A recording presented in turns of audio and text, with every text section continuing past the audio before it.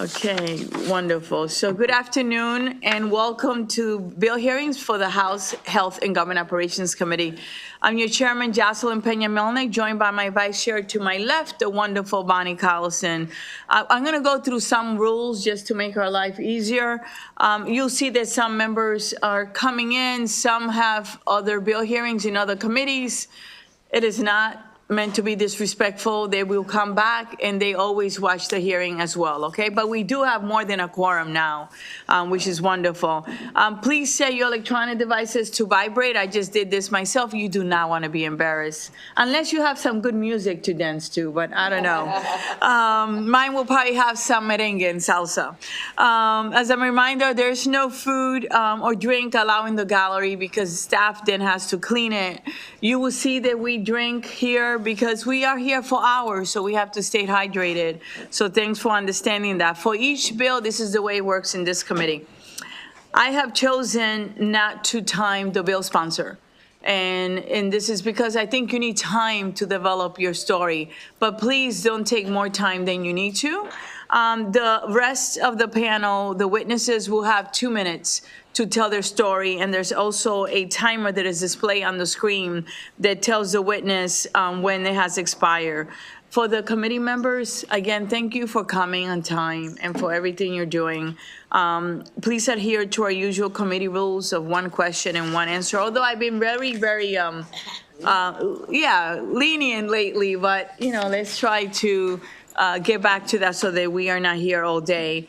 Members of the public will be able to view this live stream of this hearing on the Maryland General Assembly website and on the YouTube channel.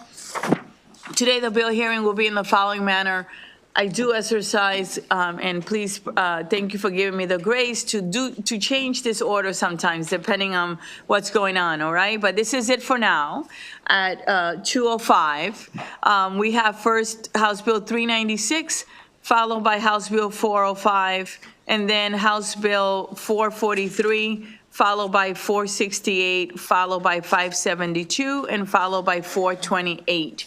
So let's get started with House Bill 396, Prince George's County Delegation. It is Substance Abuse Early Intervention and Detoxification Service Fund. Good afternoon. Will you be so kind and come in? Oh, okay. Actually, Delegate Taveras, may I please call 405 first?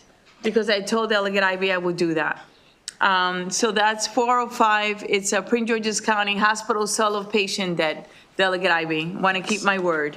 Go ahead. And then Delegate Taveras, I'll call that one and the baby one, okay? Thank you. No, thank you, Madam Chair. My pleasure. Members of the committee for taking the time to hear this piece of legislation. It's a very similar bill to legislation that passed out of this committee. Last year, it was Senate Bill 1006, sponsored by Senator Hayes.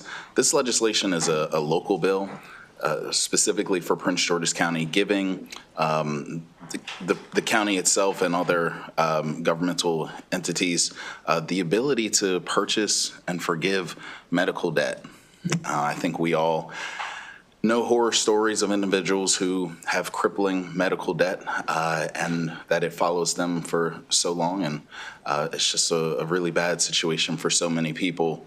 This legislation is enabling. It gives the county or a local entity the authority to purchase this debt and to forgive it.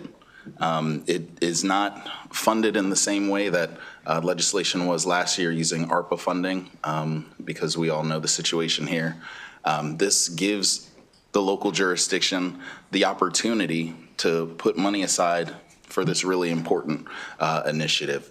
Now, this legislation is a county bill. It's still being worked on in committee in the Prince George's County delegation. There are amendments that we are still working on, specifically to model it to the legislation as it passed out of this body last year. Whereas the bill as it's currently drafted is modeled after the legislation as it was originally introduced last year. So with that being said, there are other individuals here today who are going to speak to some of the changes that need to be made to the legislation. Again, I view these, most of these suggestions as favorable amendments as well, because again, we know that the work that takes place here in this committee, there's a process to it. A piece of legislation, you can start in one position and you'll see that maybe you missed a really important piece here, whether that be around reporting to credit bureaus or privacy, so on and so forth. So this is still a work in progress, but nonetheless, the overall point, the gist of the legislation is to give Prince George's County the opportunity, the authority to be able to purchase this medical debt, to forgive it. So with that, I'm asking for a favorable report and also your continued partnership here to make this legislation as good as it can be. So thank you, Madam Chair.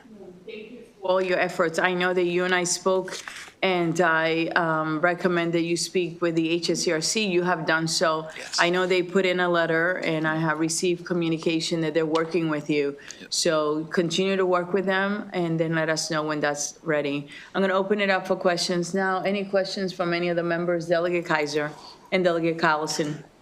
Thank you, Madam Chair. Good to see you, Delegate Ivey. I have a quick question. I know that someone's going to be coming up to speak unfavorable, but someone representing a group that's usually looking out for consumers. So do you have any reason why a group looking out for consumers might be opposed to a bill like this? I didn't have a chance to look at their testimony. I tried picking it up real quick. Yeah, sure. And I think we had a conversation before the hearing began where we had this open discussion about how last year the bill was proposed in this format and it was amended in a way that got everyone on the same page so that we could move forward. And so that's what we're looking to do here.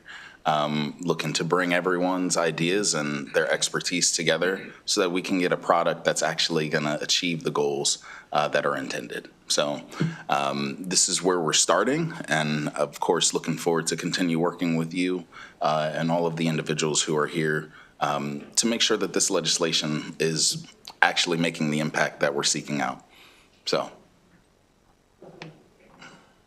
Madam Chair. Yes. Go ahead. Thank you, Madam Chair. And thank you, Delegate.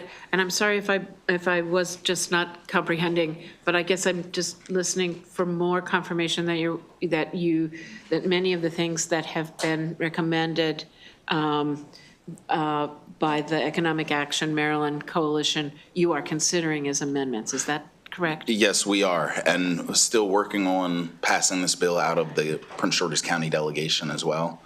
So there's still work to be done. I was saying that this morning during the local bill hearing specifically, and I look forward to continue working with all of the parties that are here to speak on this legislation. Okay, thank you. Thank you. No, thank you. So Marceline, I know you're going to come next, but this is what I would like you to do, because you do it so good, so well.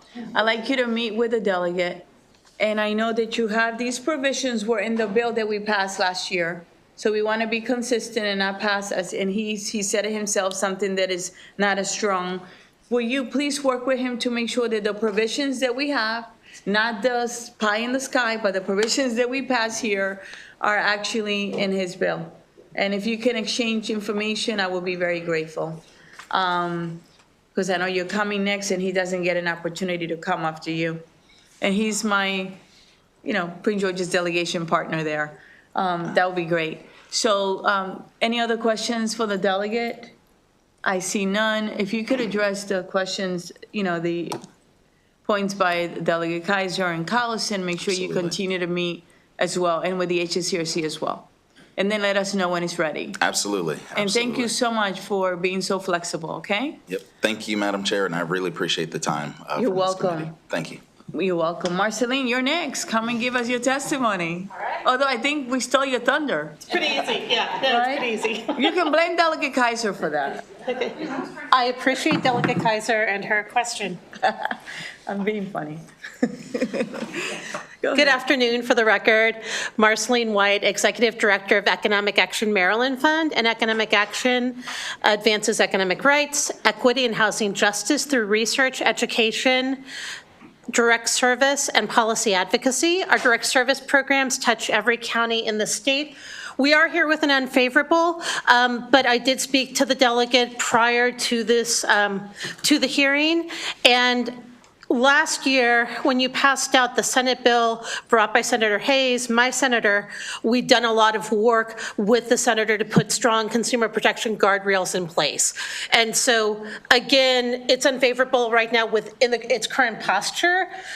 We just want to make sure that, given the work this committee has done, that if the debt is forgiven, you would also drop lawsuits. You would not be reporting adversely to credit reporting agencies.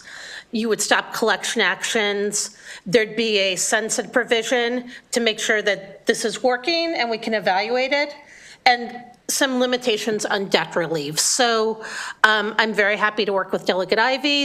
I think these are all friendly amendments, and look forward to working on it and bringing it back with these changes and stronger consumer protections in place. So thank you.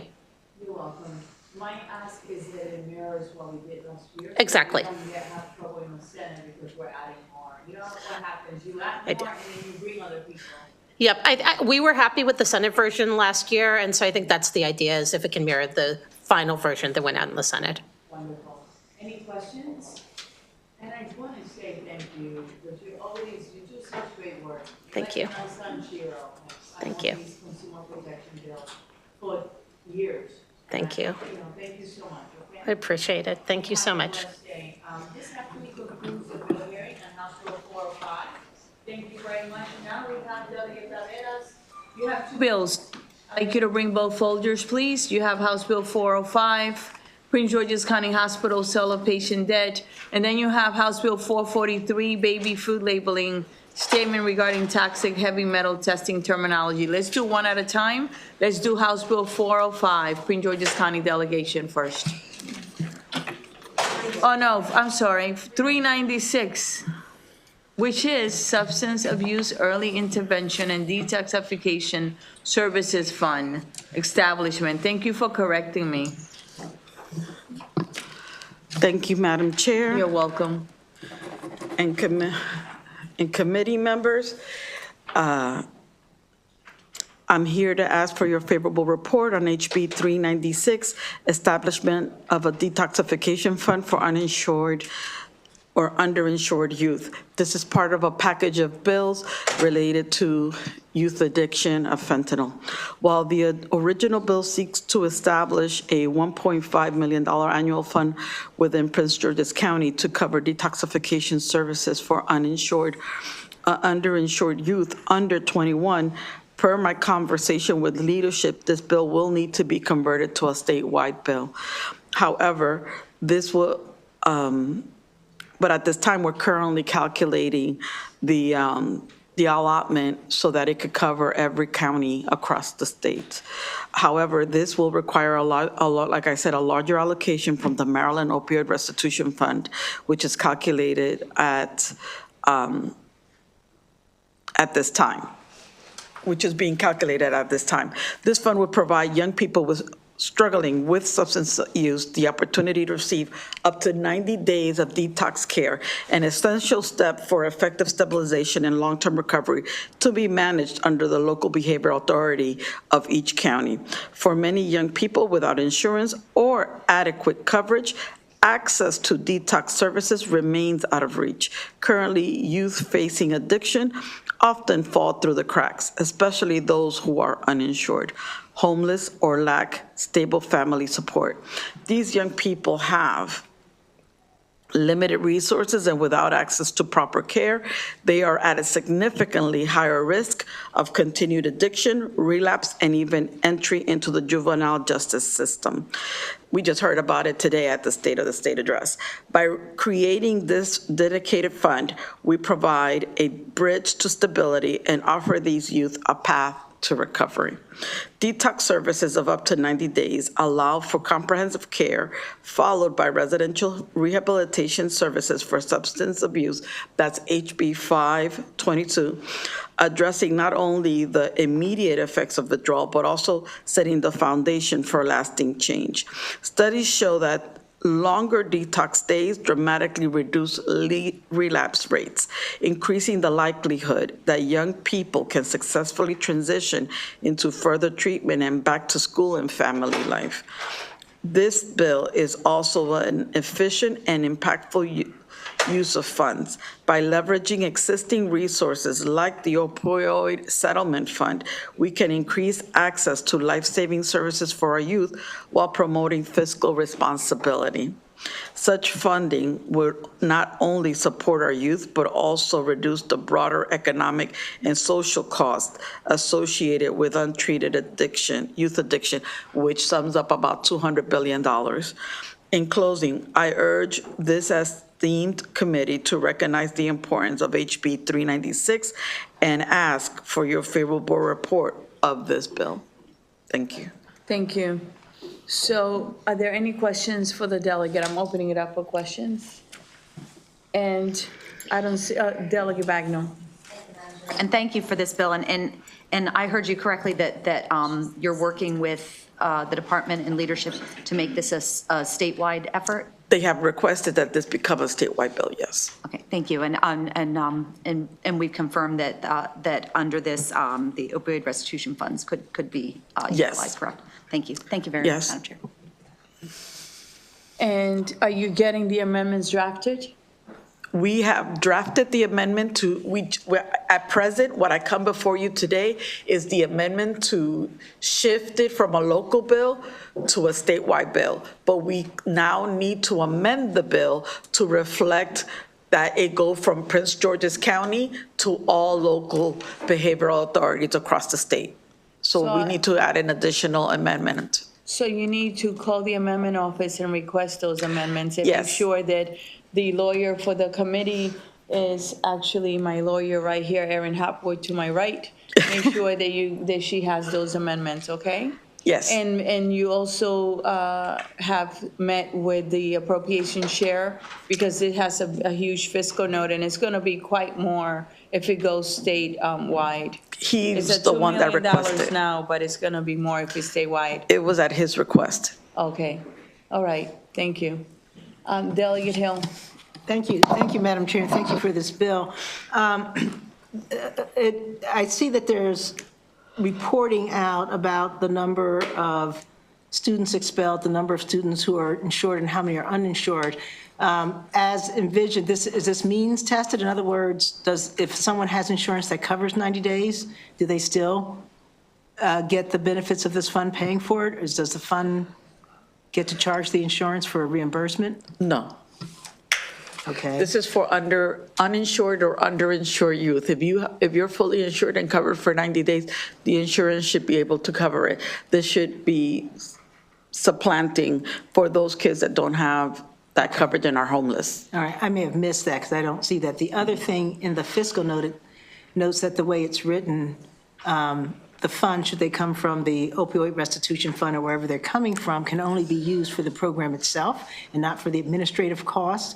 So they make a note that local jurisdictions would still be responsible for the administrative cost and the number of people who would have to do that. And I don't know if you wanted to address that the funds could also cover administrative costs or not. I think that that's something that's part of the conversation that we need to have with the local behavioral authorities, because they also do have set budgets. So every county that went into the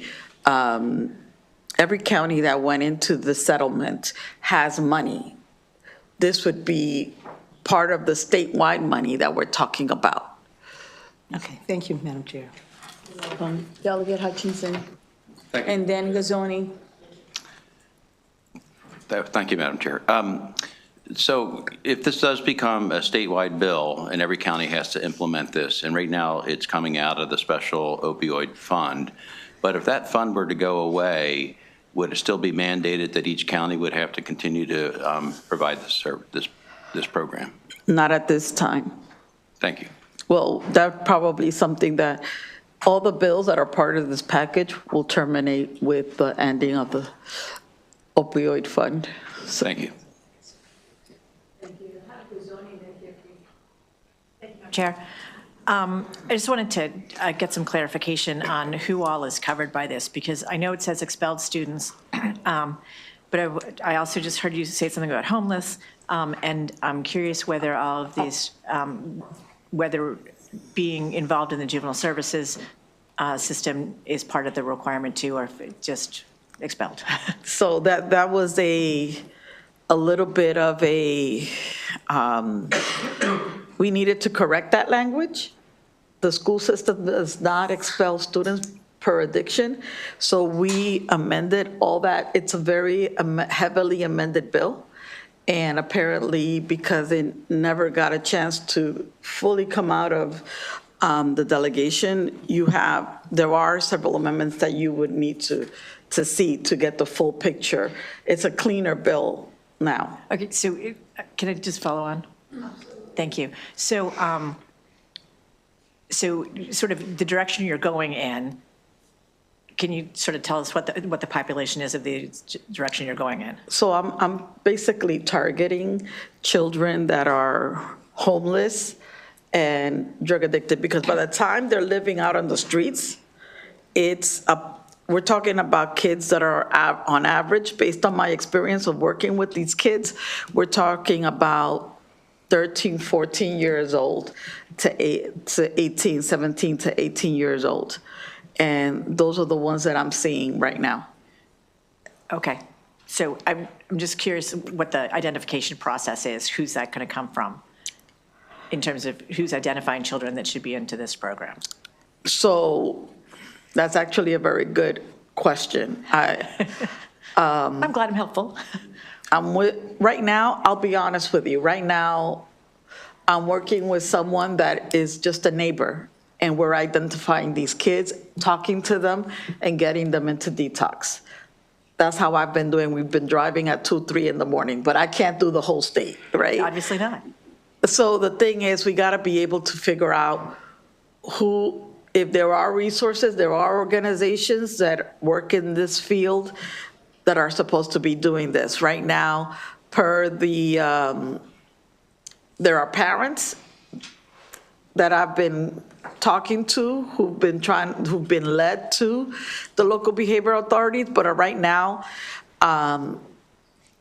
these kids are strictly falling through the cracks. Nobody really cares, and maybe if a police officer or a security guard cares enough to get them and take them and find out that resource, that per the response that I got from AG's office on another bill that's related to this package, that's probably who would take them to an intake, per that, the AG's letter of recommendation.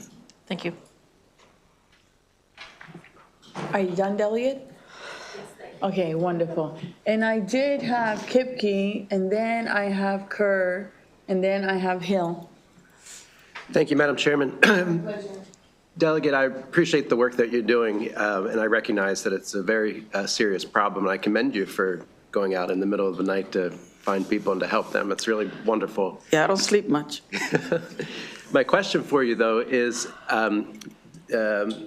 the Office of Behavioral Health isn't listed as for or against the bill, and they're charged with understanding the statewide systematic approach to behavioral health. And so my first question is, do you have any feedback that you can share? Have you spoken with them? And two, it's hard for me to know if this is the right thing to do or not without understanding how it plays into the overall approach to behavioral health. So this is a really wonderful thing that you're working on, but I don't know, is this the right place to put that money? And does it take away from something else that might be more critical? So I don't have that information to know, and I'm just curious if you have any feedback on that. Yes, and I'm sorry, can you cite the agency? Well, in the health department, Okay. there's the Behavioral Health Administration. Yes. So right now, And Delegate Taveras, I have to step aside to speak to someone from the governor's office, and I'll be right back. But Delegate Vice Chair Collison is going to take over. Yes, Okay? Thank you. yes.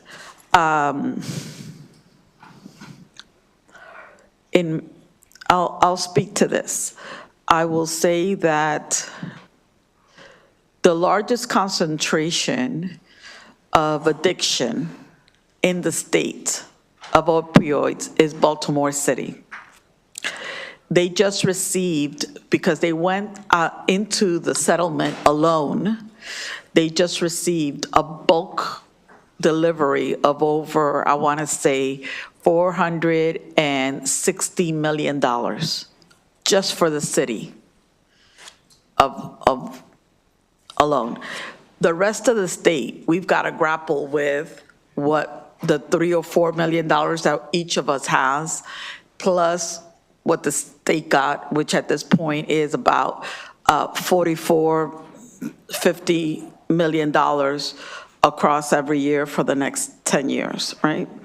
So the thing is that most of the addiction are adult males, right? So that's 21 and older. But the start of the addiction is when they're children, right? The increase over the last decade over the youth has been 617%. Right? That's why if we let them fall through the cracks and we grab them early, we've got to decrease the demand for the drug. And at this point, we're not. Narcan has been distributed and has been found to decrease the overdoses and the fentanyl deaths. We are one of the largest across the country in terms of overdoses.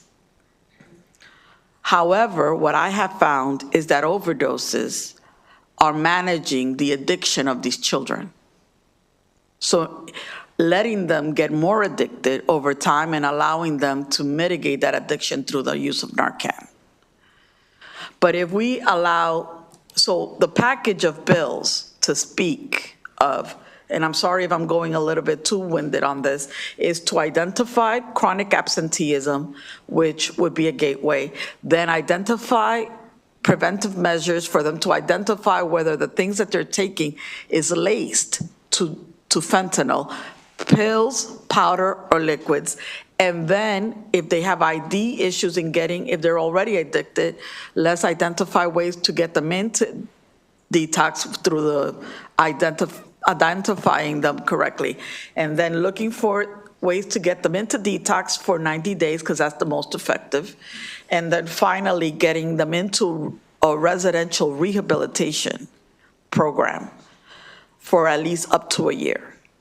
So DJS is coming in, if they've already encountered time with the law, DJS is coming in to pay for that, and then as you yourself heard, the Department of Health has $3 additional million to just focus on youth in this very issue. So my question is, Maryland Department of Health and the agency that's charged by the legislature to address this, Behavioral Health Administration, are they in support of this approach that you have before us? So at this time, they're taking a neutral stance, but they also have been in conversations with me, because what they have said is that a lot of the legislation pieces that I have is not within their purview, with the exception of, obviously, as you heard, that they don't oversee the Maryland Opioid Restitution Fund anymore.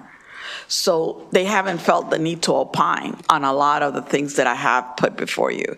So except now with this exception, which I'm in conversation, I'm reaching out to Sarah and her staff to see if we can put this $3 million towards the long-term rehab of these children. Thank you. Thank you. Sorry for that, if it was too long-winded. Delegate Kerr? Thank you, Madam Chair.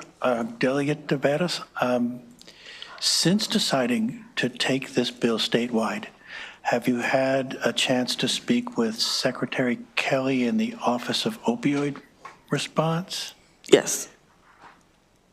She is in support of it. She can't speak for the governor yet. She would need to get approval from the governor's office. But based on the conversation, she is more in favor of the idea of it being taken statewide, but she would need to still go through proper channels in order to get something on the record. Yeah, I just saw that she had not weighed in by providing written Yes. testimony. Yes, that's why. We still, and because we still need the figure, right? We need to still iron out everything before we can get her on board. Thank you, Madam Chair. Welcome, Delegate. Delegate Hill. Thank you. Thank you, Madam Chair, and thank you for the second bite.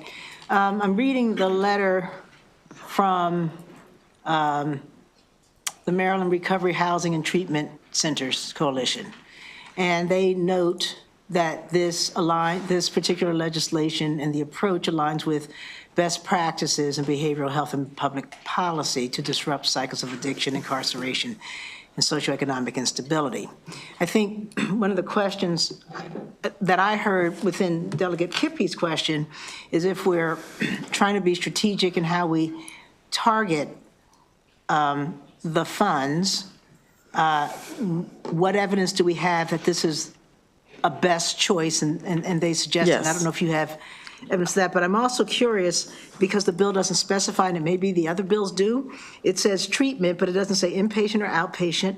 You mentioned after the 90 days, some long-term stuff, that's not in the bill.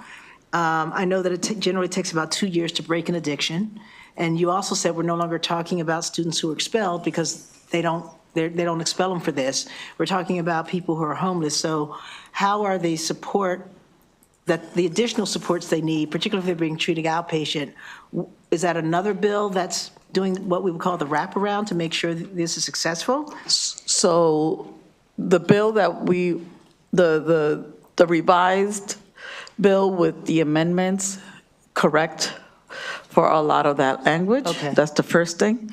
So the reprint would probably be the better bet as we discuss moving forward. That's the first thing. The second thing is that my experience shows that when these kids, the 90-day has to be residential, right? And we have to be able to be flexible enough to do it in-state and out-of-state because we don't have enough beds across the state. All right, and that's one of the big issues that I want to bring forth, that we cannot be nervous to send these kids out of state and send them to good places, right? And DJS already does that. They already have contracts out of state, okay?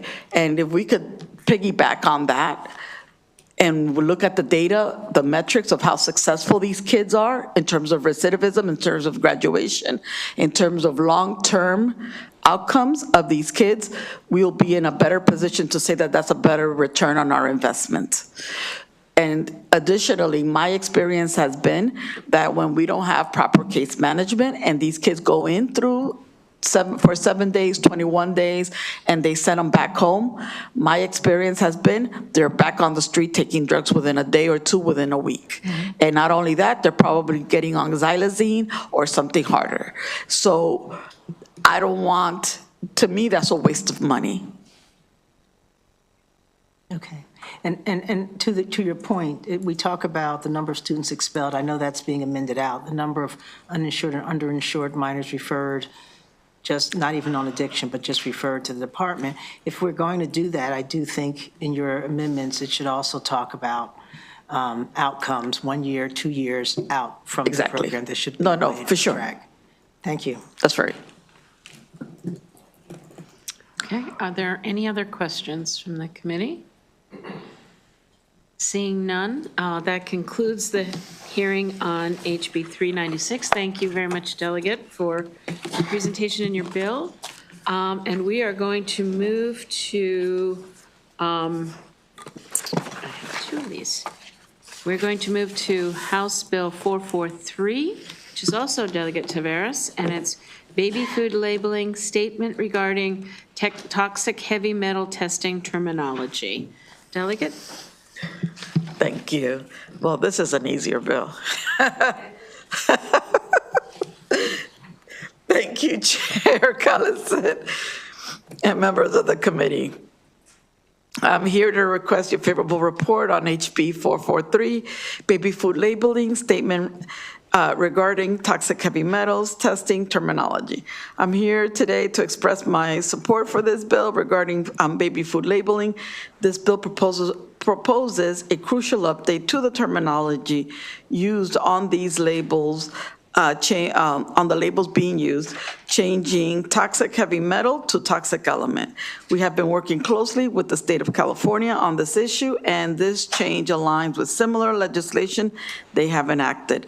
This harmonization of language will ensure consistency and clarity for consumers, especially as products are distributed across state lines.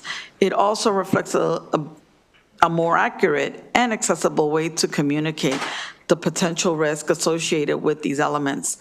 I urge the committee for a favorable report on this bill. In closing, I asked, yeah, that's it.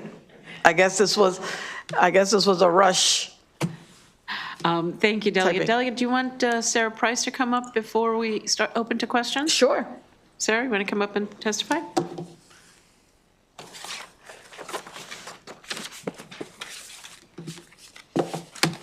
I didn't even see you. How you doing? Sitting right back there, Oh, sorry. come on, girl. Thank you, Madam Chair. Good afternoon, honorable committee members. Sarah Price here on behalf of the Maryland Retailers Alliance. I want to thank the sponsor for her willingness to bring this bill back, or to bring the issue back this year. To address, excuse me, the discrepancy in the language between the Maryland and California laws. When our members identified and confirmed that the language discrepancy would be an issue for them, we did attempt to address the situation by contacting the Department of Health, essentially asking that, with the understanding that the legislative intent of Rudy's Law was to align completely with California, would enforcement be to the letter of the law or to the spirit of the law? In other words, if a business is doing all necessary testing, if the results are available online, if the QR code is on the label, but if they are using the California terminology rather than Maryland, would they be considered in compliance? We were not able to reach a satisfactory conclusion with the department, so this legislation would completely rectify the issue and would ease compliance for national brands to be able to be in alignment with both California and Maryland. So we would urge a favorable report. Thank you.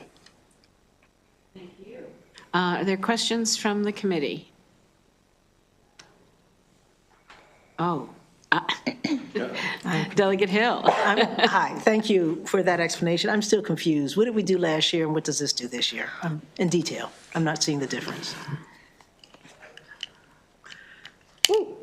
Okay, so Rudy's Law, we found that lead, arsenic, cadmium, and mercury were naturally being found in baby food. Correct. Rudy was, what did we pass and what is different in this bill? okay, we passed saying that there were toxic heavy metals, there was a potential for toxic heavy metals to be in the baby food. Right, but we passed a labeling law. Yes. Correct? With a QR code, but it would say, for you to check the toxic heavy metals in this baby food, check this QR code. And this year, instead, what we're saying is what? Toxic elements, check this QR code. So it's the same bill, we're just changing one word? Essentially. Well, yes. We're changing toxic heavy metals to toxic elements. That's the change. Okay. So we're not introducing any new requirements or anything different. We're just aligning the language so it's consistent. Yes. So it's Yes, just that. and they'll be able to see the same elements, the same, the data will be exactly the same, and the probability of acceptance Got it. will Thank be you. exactly the same within 99%. That's all I needed to know. Thank you. All right.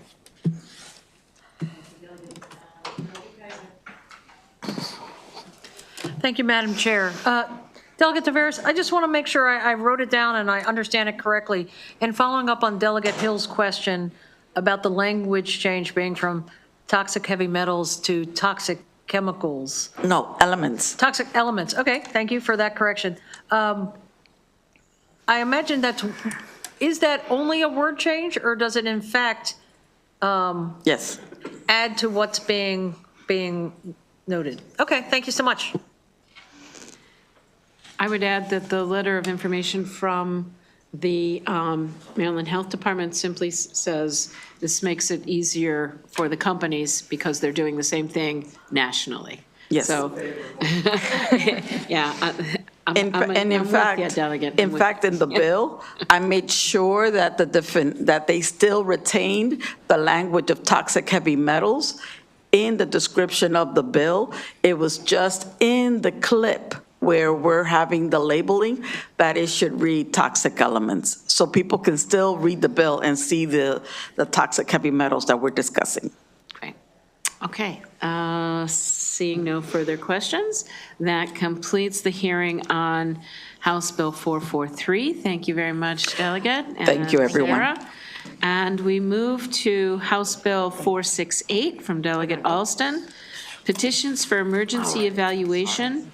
And this is jointly assigned with Judiciary. Delegate Crutchfield, do you have colleagues from Judiciary coming? Oops. Oh, wait, Delegate Crutchfield, thank you for waking me up. It appears that the sponsor of the bill is not here, so, no, it's Delegate Alston. Yeah, okay, so I'm sorry for the confusion.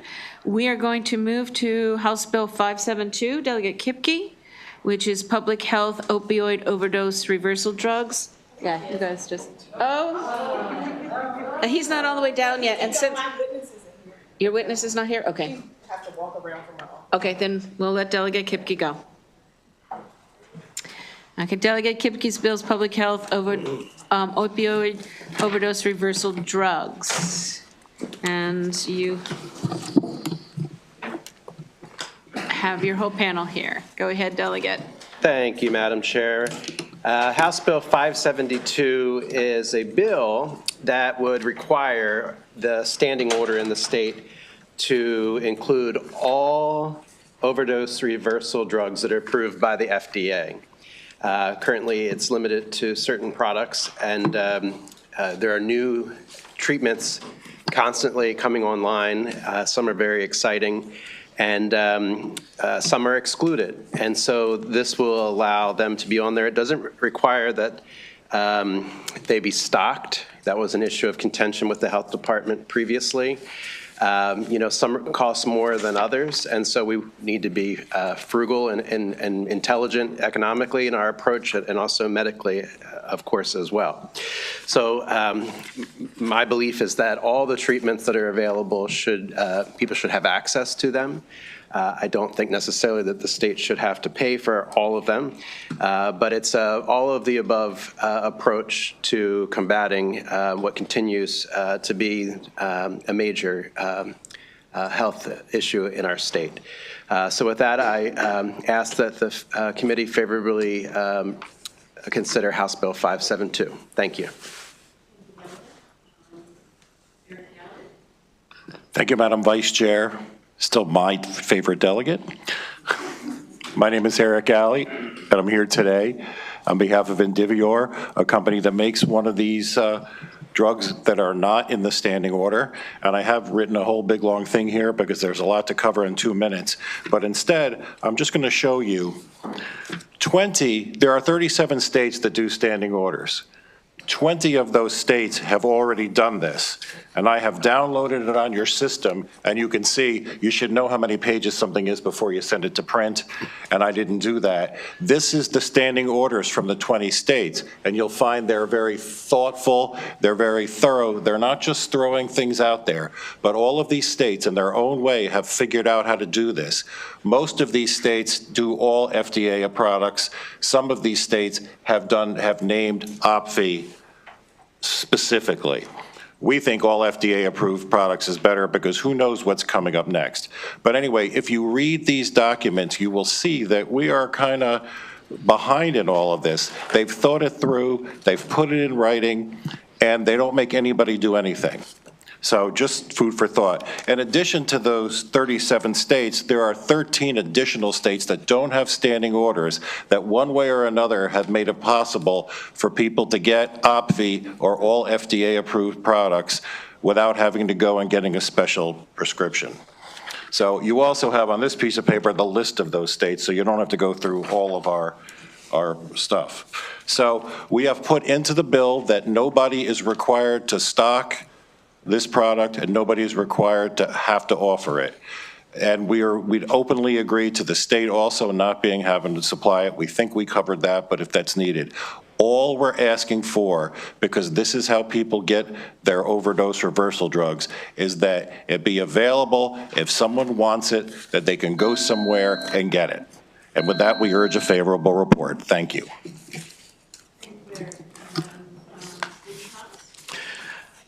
Thank you very much. I'm Stephen Thomas. I'm a professor in the Department of Health Policy and Management at the University of Maryland School of Public Health, and I direct the Maryland Center for Health Equity. And I'm speaking here in my personal capacity today, and I really appreciate the opportunity for you to hear my support for HB 572 and request a favorable vote. I'm here for the second time. Last year I was here, and when I was here, I got a text from a dear friend whose son died from a fentanyl overdose, and she couldn't bring him back with Narcan, with naloxone. It wasn't powerful enough after multiple times, and she's a healthcare professional. Here I am back again today on the one-year anniversary of that young man's death and asking for us to listen to the folks falling through the cracks. I'm coming to you from the streets, from the people who have lost trust in our systems. I'm asking us to believe in science and believe in our federal institutions like the FDA. We're talking about including FDA-approved reversal agents in the formulary and letting the health professional have options to choose what is most appropriate. Why would we deny them that? As I mentioned before, Narcan, naloxone has been around for decades. We need to update because in Maryland, overdose deaths, according to the U.S. Attorney and the DEA, in more than 2,000 overdose deaths from July 2023 through June 2024, more than 1,600 were fentanyl-related. So it's about updating and getting consistent with the science. We've addressed the concerns of the health department and from the State Medical Society. My question is, why can't we move forward on this in the interest of saving lives? What do we have to lose? Thank you very much. Thank you, Dr. Thomas. Nice to see you, my constituent. I'm going to open it up now for questions. I see Delegate Hutchinson. Thank you, Madam Chair. My pleasure. So Delegate Kipke, at first I was sort of losing my mind, having deja vu, because I was like, I thought I saw this last year, but then I realized we did, and we voted it favorably out of the committee and out of the House, if I'm not correct. Is that correct last year? Yeah. You voted it out as a report requiring the department to report if they weren't putting us on the list, why they weren't putting us on the list. I haven't seen that. Maybe it came in. So that's, I'm still trying to understand why MedChi and the Department of Health are not in favor of this? That's the first question. There's in the community, there's some disagreement among well-intentioned folks about the best approach to this. There are some that believe the more, for lack of a better way of putting it, high-powered reversal drugs, they cause very unpleasant symptoms. Others will say, well, at least they're alive to have the withdrawal symptoms. And as we know, one thing I learned recently is fentanyl is exponentially more potent today than it was a year ago. It's as if the chemical, the synthetic, is being made even more potent year over year. And as a result, it binds in a way to receptors that makes it very difficult to help somebody have the overdose reversed. And so there's newer products like this and others that are more potent and effective. There are many, many instances where primarily, first responders are having to carry and use multiple doses of naloxone to be successful. And as you heard, it doesn't always work, or you don't always have that 6-1 in your pocket. But some of the newer products that have been FDA approved, should and could be used with this bill for populations who are heavily addicted to the modern drugs that are in our communities. Thank you. May I continue, Madam? Thank you. I don't. So I think the gentleman in the end actually sort of answered this, because I was going to ask you, what's the real importance of this bill? But he just said, well, sometimes Narcan doesn't work. So how does it work in terms of the procedure? That does somebody try Narcan, it doesn't work, and then they try another drug on top of that? And can the body handle those 2 doses? And how? I'm just learning a little bit there. Who's ever the best to answer that question? Well, Dr. Hill's probably the best to answer that one, but yeah. Well, let me just say. Dr. Hill is not on the table.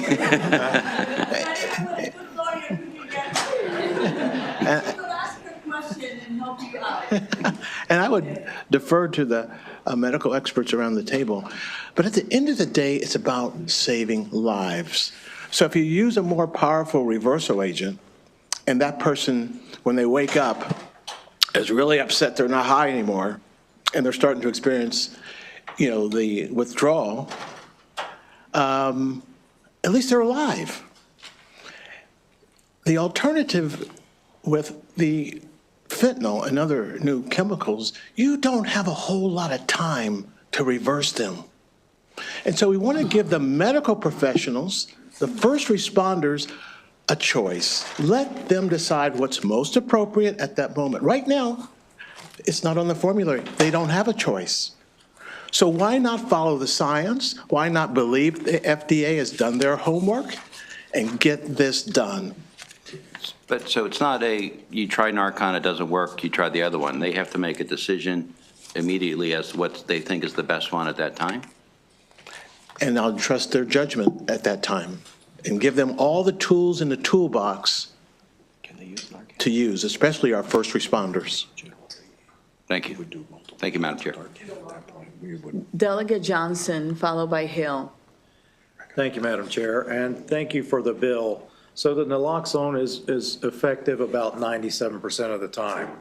So would the other FDA drugs that are approved, would those drugs save lives in the other 3%? That the naloxone is not effective? Well, I mean, I don't think we're going to make a claim that we're 100% effective for OPVEE. There are circumstances where people would want OPVEE, and we think it's going to be a niche product. We think naloxone is going to be the dominant product for at least the foreseeable future. But OPVEE being stronger, some people may want it because they're farther away from a first responder and they're worried about how long it'll take. It also could be that they know that their loved one is using fentanyl or one of the stronger synthetic drugs, and this is specifically approved for use in that way. Those are the kinds of circumstances that somebody might specifically want OPVEE. But naloxone is still going to be the drug of choice for most people, and we don't dispute that. All right, thank you. Thank you, Madam Chair. Hill, will you be so kind and assist Delegate Kipke? I actually have a couple of questions. Because we like him. And I guess, I think we're all in agreement that we want to save all the lives that we can. What I'm reading here, and it's not always fentanyl, sometimes it's carfentanil, and there probably next week there'll be some other opioid that will do it, so we're chasing. What I'm reading in the unfavorable is that you don't know, like, Mr. Thomas, for instance, you said that they let the provider or the person, just the EMT or whoever, make a decision about what drug to give. It's not like you can look at the person and know what drug is going to work. And so what the medical people are saying is that some of these additional drugs, and if this bill goes through, it's not just one drug you're talking about, the Nafi, it's could be 3 or 4 different ones, all FDA approved. What I hear you saying, and I want to make clear, is that you trust the dispenser to make a decision on whatever information they have about what drug they want to use. And what the medical people, and I'll ask them when they come up to the table, seem to be saying is that some of these drugs are dangerous, even though they can reverse the effect. They can be very dangerous and actually cause more problems. They may save the death then, but MedChi says it can complicate things in the emergency room.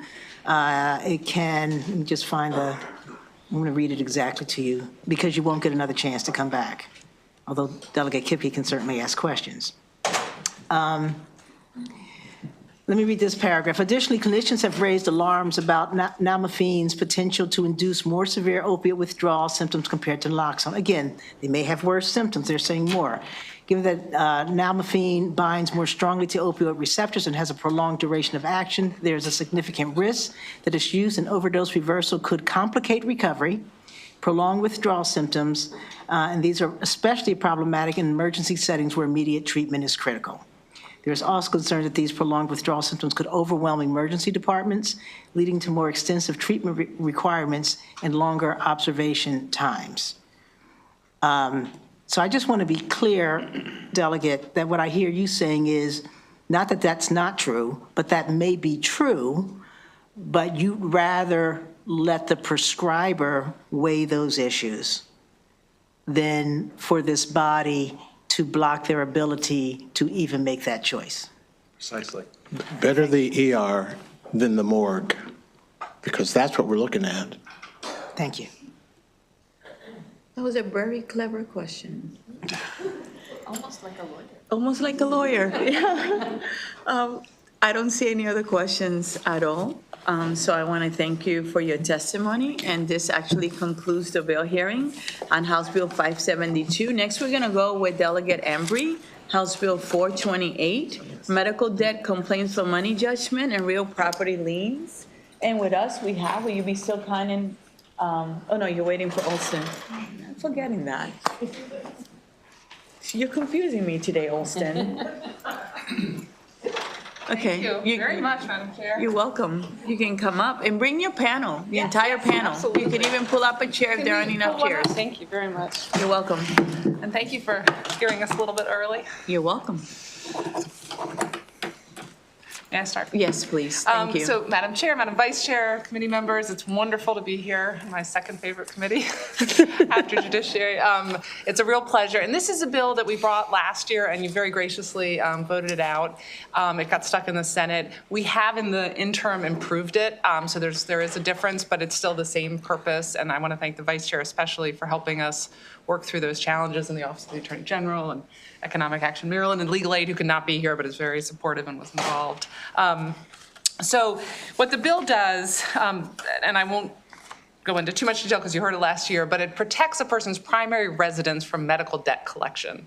So someone collecting medical debt could not put a lien on a person's primary residence or home.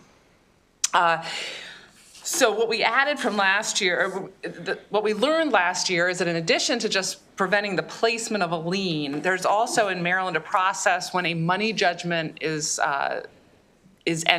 a money judgment is granted to a debt collector, a lien is automatically placed on the properties owned by the debtor in that jurisdiction. And so we realized that the bill last year wouldn't cover that piece. So we talked to the judiciary about that process, and so we've added language so that if a person is pursuing a money judgment, they would have to affirm to the clerk who enters it as a lien, they would have to affirm that it is, whether or not it's medical debt and the person's primary residence, and then the clerk would not place a lien in those instances. And so that is something the judiciary can work with, and they will adjust the Maryland rules to make sure that it's consistent. I also want to add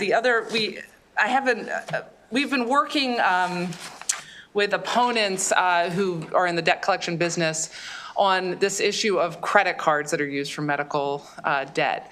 And we are very close, I think that's fair to say. We've made progress towards some agreeable tweaks, but we're not all the way there. And I'll just say the main issue is this called entanglement, where you have a credit card that's used for many things, where it's medical debt and other things as well. And that's tricky to sort out. So the amendment that we're proposing, and still perfecting, but we'll be proposing, will apply to credit cards that are used solely for medical services, because there's now a vast new product of credit cards that are marketed for the payment of medical procedures, et cetera.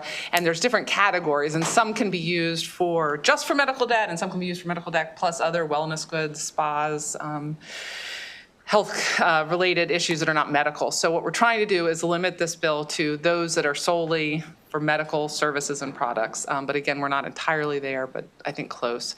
So with that, I will turn it over to my panel, and I thank you so much. Okay.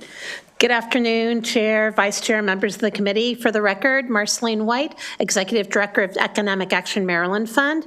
Economic Action advances economic rights, housing justice, and equity through research, education, policy advocacy, and direct services. We're here in strong support of House Bill 428. I want to thank the sponsor, the vice chair, and others who worked on the interim to strengthen the bill. As mentioned, you passed this out last year. I just want to make a few quick points. One of the reasons why this is so important is polling we did in 2023 showed that 44% of Maryland households with medical debt said it's from outpatient services like dentists, dermatologists, et cetera. So this addresses the work outside of the great work you've done on hospital debt. It addresses the outpatient debt. It protects the liens on the homes. And I want to just mention why it's so important to include these healthcare credit cards. National research has shown that these kind of healthcare credit cards are often high cost and cause a lot of problems for low-income consumers and working families. The research shows that 68% of patients faced lawsuits from healthcare credit cards. 65% were not offered financial assistance. They were just enrolled in the credit card. And 53% had trouble making payments, which is why we want to make sure they're included in a reasonable way. The language we're working on for the definition is narrowly crafted to mirror what our neighbors in Virginia and New Jersey do. So we want to make sure that our residents are protected at least to the same extent as those in Virginia and in New Jersey. And this will protect patients' wealth. We know that liens on homes mean you can't borrow, you can't refinance, you can't access that credit or do home repair. And we know that medical debt lawsuits have had a disparate impact on Black and brown communities, so it also addresses the racial wealth gap in that sense. And for all of these reasons, I urge a favorable report on House Bill 428. Thank you. Good afternoon to the chair, vice chair, and distinguished members of the committee. Ernest Williams testifying on behalf of the Health Education and Advocacy Unit in support of House Bill 428. This bill protects Marylanders from losing their homes due to unavoidable, unplanned, and involuntary medical debt. The HEAU believes no Marylander should be forced to liquidate their home to pay for health care. According to a 2022 Kaiser Family Foundation poll, more than 100 million adults in the U.S. have some form of medical debt, half of whom owe over $10,000. Accidents and illnesses are rarely democratic. They can strike anyone at any time. Yet the Kaiser poll also revealed that most of the medical debt that is carried in this country is carried by people who are already marginalized, those who are low income, Black or Hispanic, and those who suffer from chronic illnesses. Even people who have health insurance can experience crushing medical debt due to high deductibles, out-of-pocket costs, care that may not be covered by the insurance, by coverage denials, as well as a lack of cost transparency that leads to hidden costs and fees and surprise bills. We suggest that requiring Marylanders to relinquish their homes in satisfaction of medical debts that they largely have no control over does not represent our state's values. We urge the committee to join the HGAU in support of protecting Marylanders and their homes and issue a favorable report on House Bill 428. Thank you. It is. Thank you, Chair Pena-Melnick, members of the committee, for the opportunity to address the bill. It's always a pleasure to be here in HGO, though I'm not here very often. My name's Franz Schneiderman, work with Consumer Auto Maryland. We're a consumer group devoted to safety and transparency and fair treatment for Maryland drivers and Maryland consumers. We strongly support this bill because it should prevent thousands of families across Maryland from ending up with liens, having their mortgage and their home at risk, or suffering other financial reversals as a result of medical debt. Medical debt, as you've heard, is shockingly commonplace for American consumers. And it's not even just low income or disadvantaged communities. The survey said 26% of people with incomes over $90,000 reported having outstanding medical debt because the cost of medical care is so high. I share the view of my colleagues that people's homes shouldn't be at risk as a result of that kind of medical debt. And, I appreciate that the committee and the legislature has kind of recognized that principle. When in 2021, the legislature passed the Medical Debt Act that prevented liens as a result of medical debt from hospitals or for anyone eligible for reduced care in Maryland. I believe it was 2021. This just extends the principle to cover everyone because we don't think anybody should be losing their home as a result of that kind of debt. I would also say that it only covers your primary residence, so you can't have a wealthy person, with a portfolio of properties hiding them from the debt collectors in order to evade their bills. It's only you're protecting your primary residence, which we think is fair. So I hope you'll, again, support this bill and give it a favorable vote. Thank you. Thank you, and you're always welcome here. Thank you. So we're going to open it up for questions. I know it's Ernice, her first time here. Are there any questions from the committee for Ernice? For you. Okay. All right. Any real questions? I see Delegate Hill and then Delegate Lopez and then Delegate Collison. Thank you. So Delegate Embry, thank you for the bill. You said you're working on amendments. I wasn't clear. Some of the opposition is saying the definition is too broad. Is that some of the amendments that you're working or you don't find it to be too broad? We are, so the primary consideration was whether it applies to credit cards. Mm-hmm. That's been the main issue. Right, and the main piece of that was this entanglement problem. So right. Yes, we're working towards, we are adopting the CFPB definition, okay. And then also including just this carve out of solely medical credit cards. Right, so when we deal with the medical credit cards, they certainly can go for procedures that are necessary, required. They can also be used for procedures that are totally elective, which would be medical still. Is there any effort, and this is just a straight up question, I'm not leaning one way or the other, of separating out elective, say, aesthetic things that are medical debt from necessary, needed, medically required debt? It's a really good question. So the challenge is by putting that, and we're of course open to what this committee thinks is wise, but the challenge with adding that language is it's very difficult to establish medical necessity at the point that we're already all the way past money judgments because you don't have affidavits from doctors. So we think, and again, value the input of this, the experts in this committee, but we think that that is not a workable distinction at the point of collection. So this might include, there may be an elective procedure, but again, we're just protecting the primary home. Wages can be garnished, bank accounts can be attached. So there's many, many avenues of collection for those procedures. But that was our analysis, and this Consumer Financial Protection Bureau, who recently issued this rule with regard to the reporting of medical debt on credit cards, came to the same conclusion. They did not use the term medically necessary in there. Okay, and because it's similar, Yes. right? It's analogous to when you file for bankruptcy. Exactly. We don't really care how or what, but you still can protect your primary home. You can still protect your auto. There are just certain things you need to move forward with. Thank you. That's exactly right. Thank you. That was your question? All right, Delegate Lopez. Thank you, Madam Chair, and thank you, Delegate Embry, and to your panel for such a thoughtful bill. You kind of answered it in your last response to Delegate Hill, but just to be 100% clarifying, if and when this bill is enacted, there's still ways for debt collectors to collect these debts. Absolutely. And I think wage garnishment is the primary method and probably the most effective for people who have wages, and then also going after any other assets in a bank account or otherwise. Yep, no, that's right. Wage garnishment is the primary way that most debt collectors collect, and after that, they will take money from your bank account. And of course, Delegate Lopez, we got to work together to protect $500 in people's bank accounts in Maryland here, but they will scoop out everything up to, to the $500 limit. And those are the first primary ways. So I think this is a modest bill.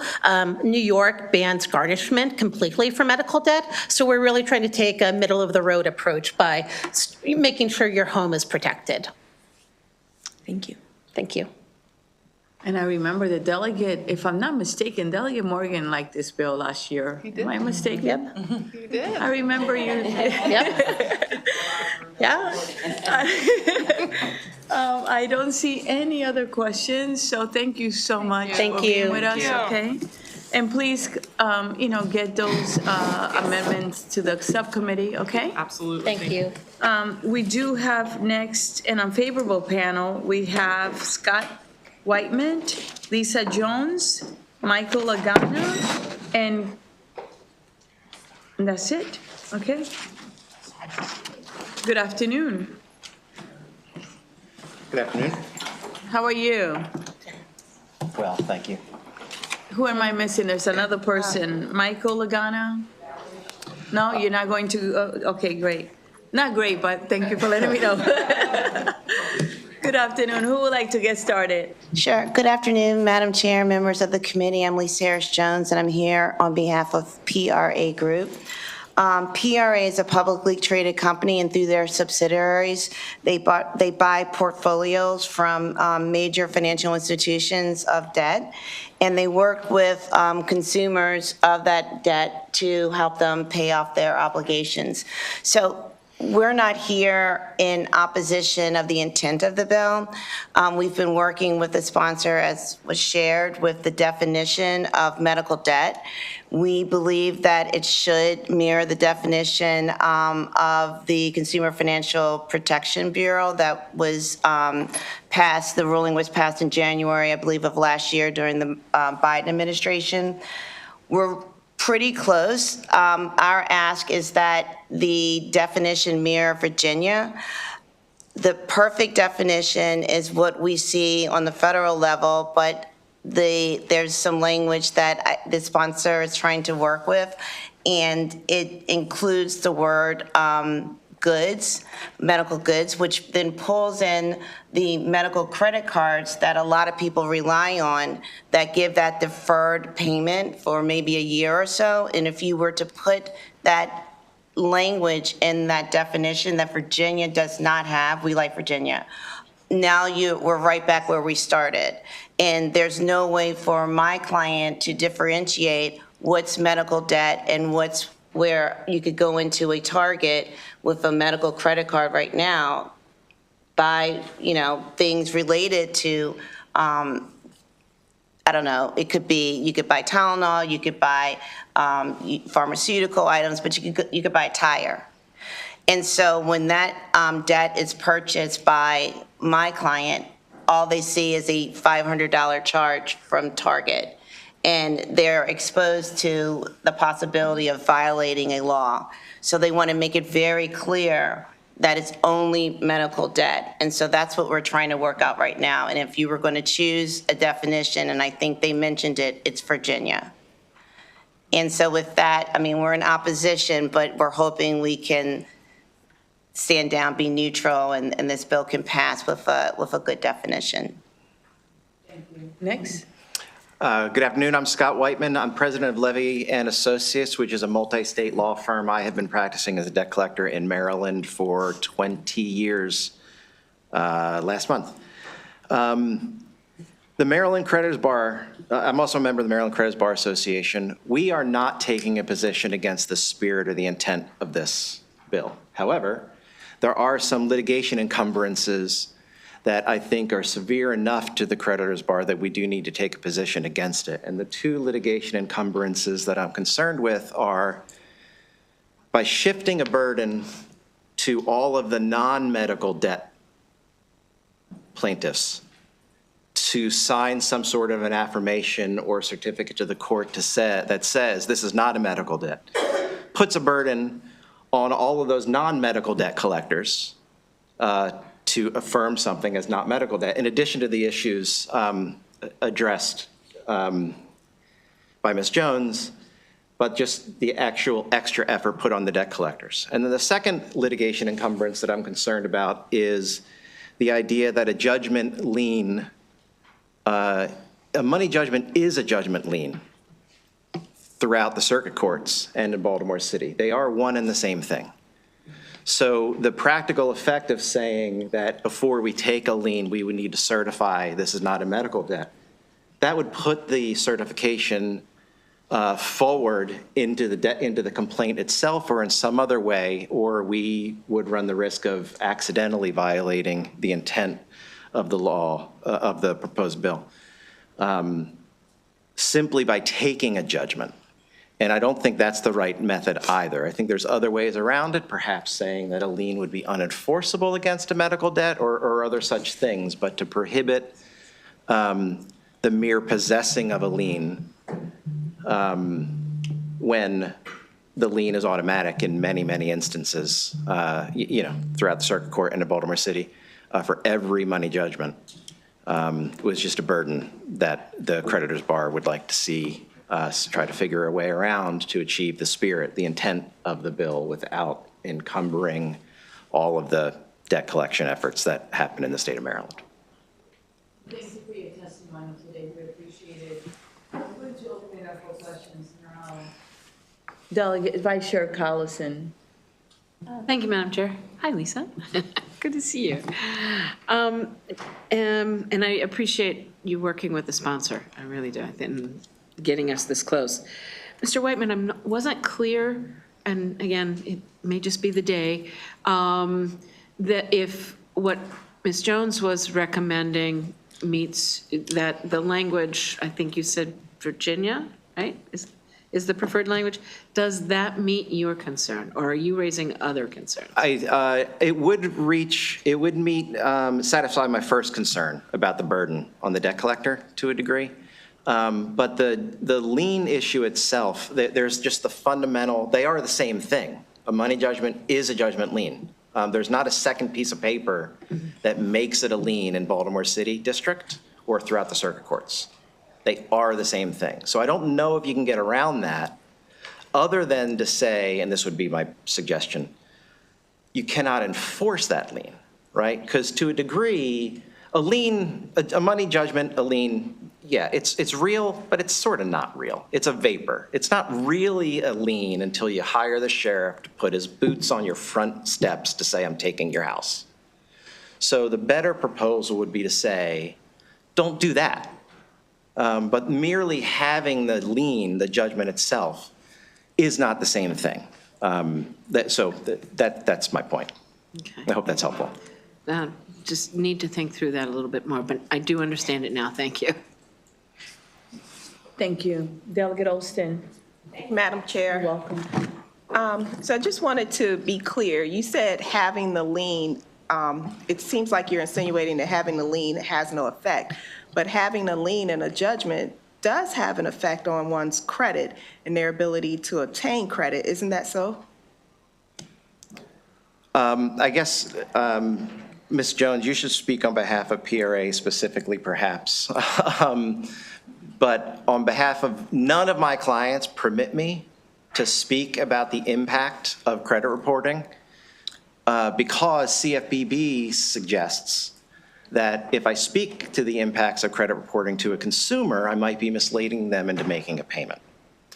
However, we're not here in front of consumers, perhaps. So the judgments in Maryland, if I recall correctly, have stopped being reported through It's the federal, I think that's what the Right, the ruling judge- came from. the judgments are not even being reported anymore. So the leanness of it, that's the type of thing that gets picked up in a property search when you're attempting to refinance, which again, that's not something I'm particularly objectionable to, is if you're going to say when you do a property search and you see a lien that's on a medical debt, it doesn't count.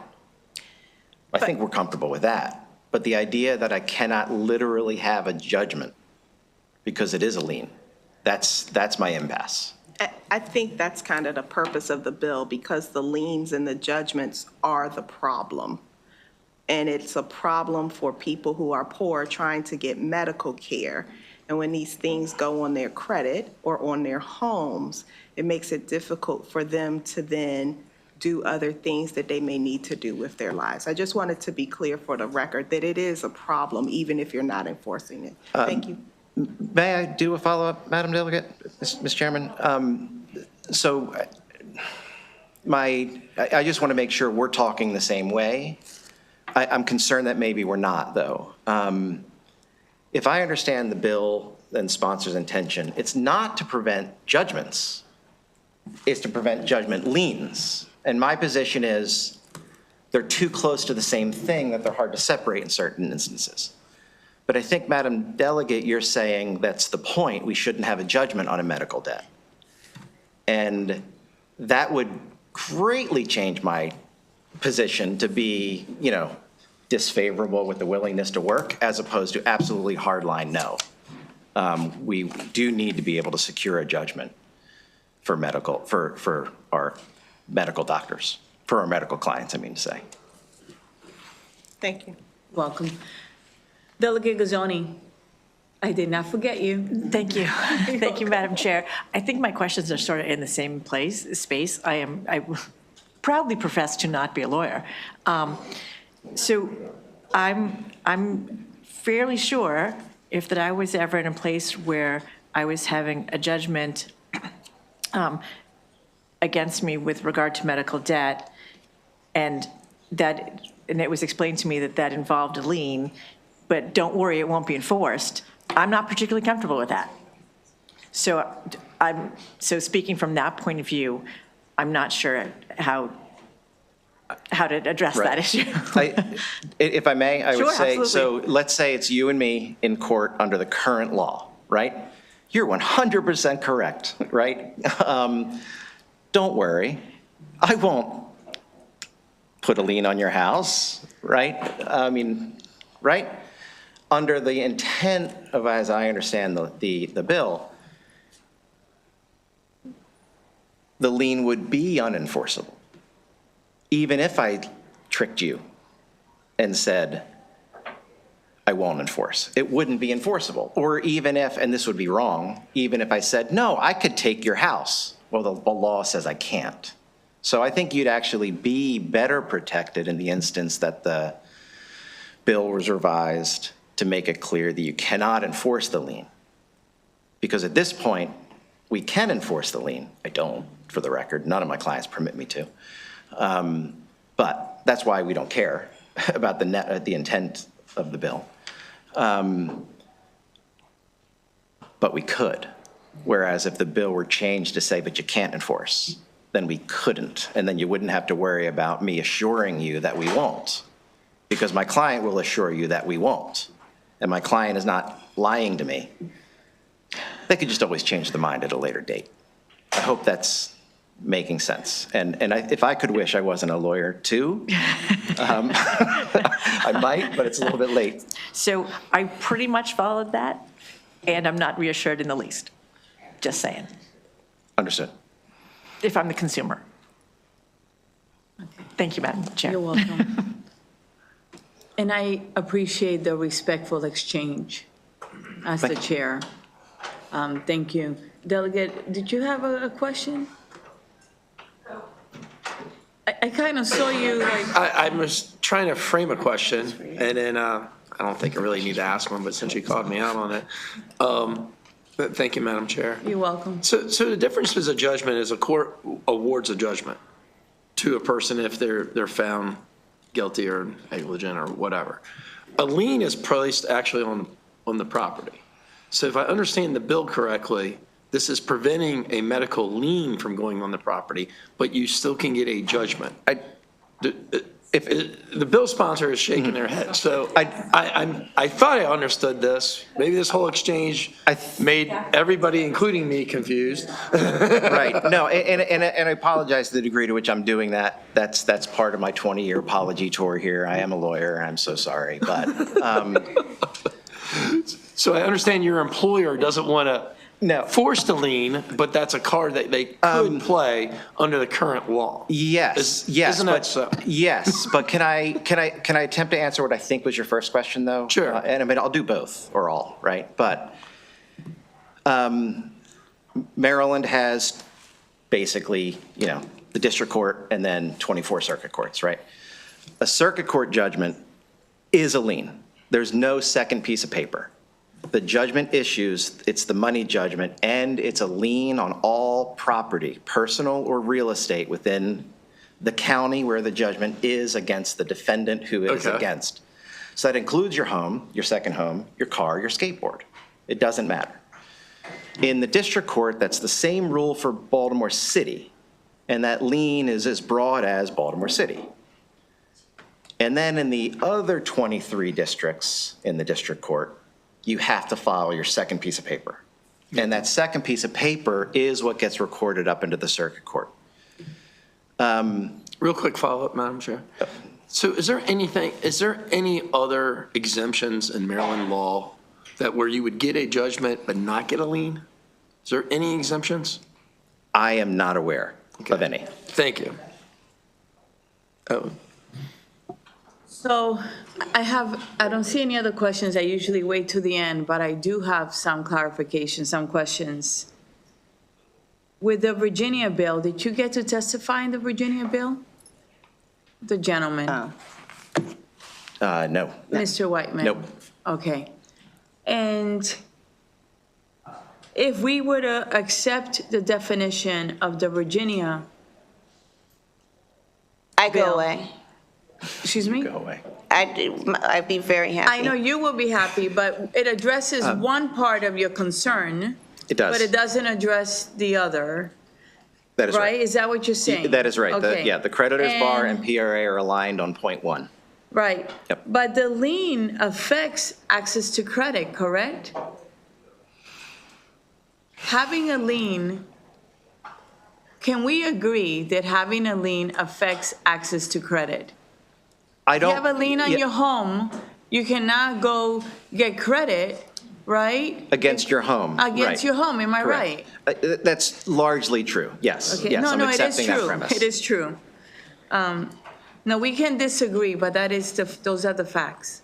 I mean, a lien tells you cannot, if you were to sell that It's a property, cloud, you have to. cloud It's on a title. cloud, right? It's a cloud on title, yep. And you have to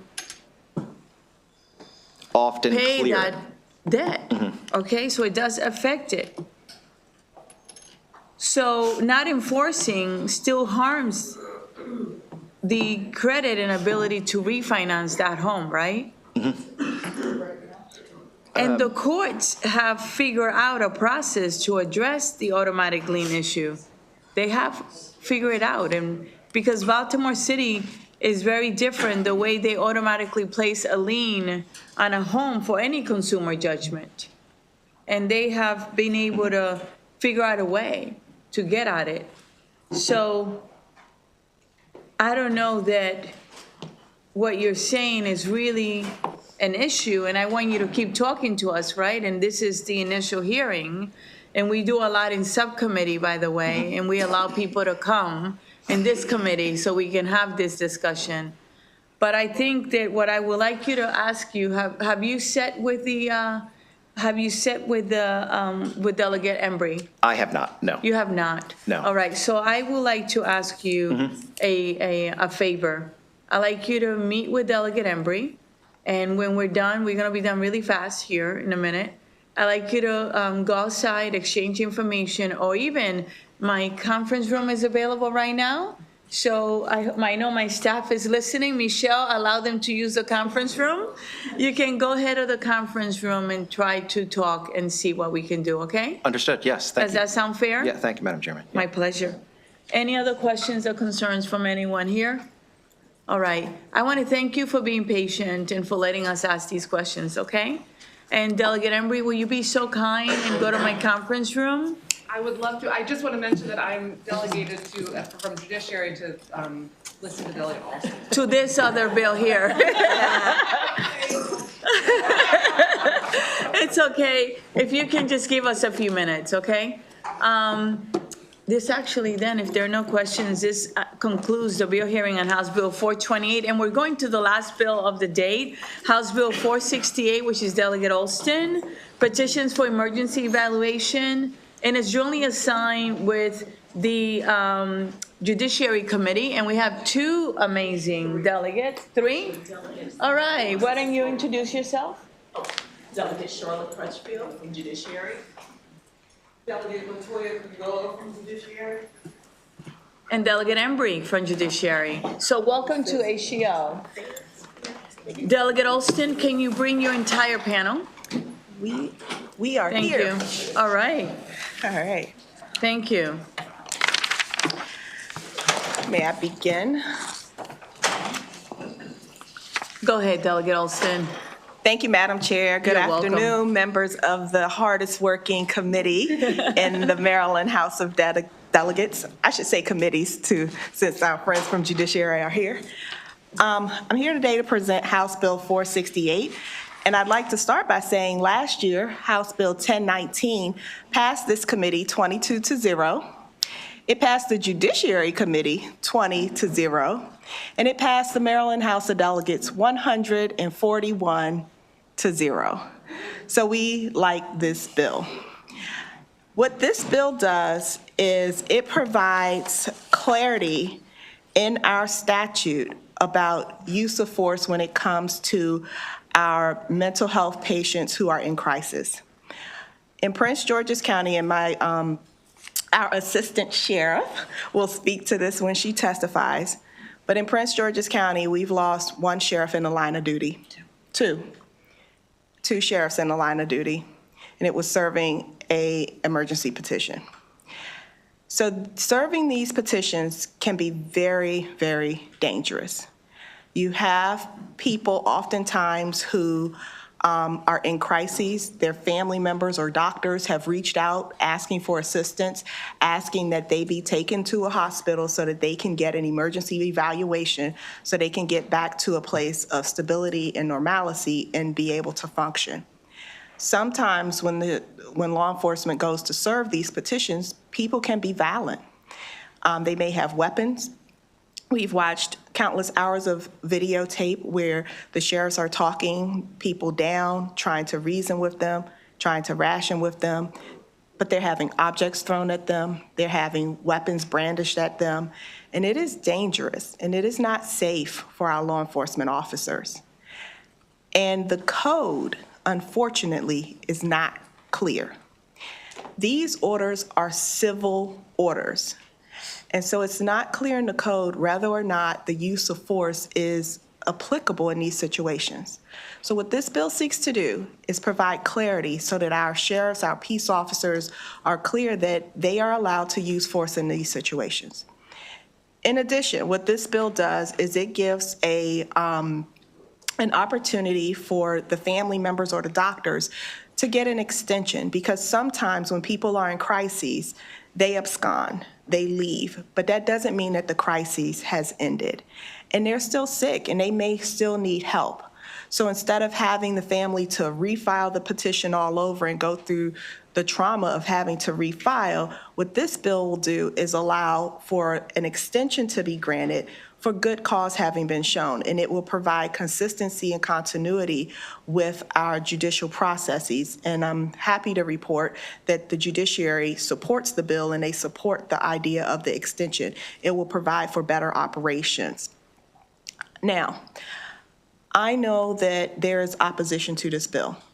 Last year, my subcommittee chair, Delegate Bagnall, and I met extensively with the opposition. And we actually took several of their amendments. And we're actually going to add an additional amendment. It will be a sponsor or subcommittee amendment to add a tracking component to this bill so that we are clear on when and how the use of force is being used and when and how these emergency petitions are being used. So we have worked with the opposition. Unfortunately, I don't know that there's any bill that they will support.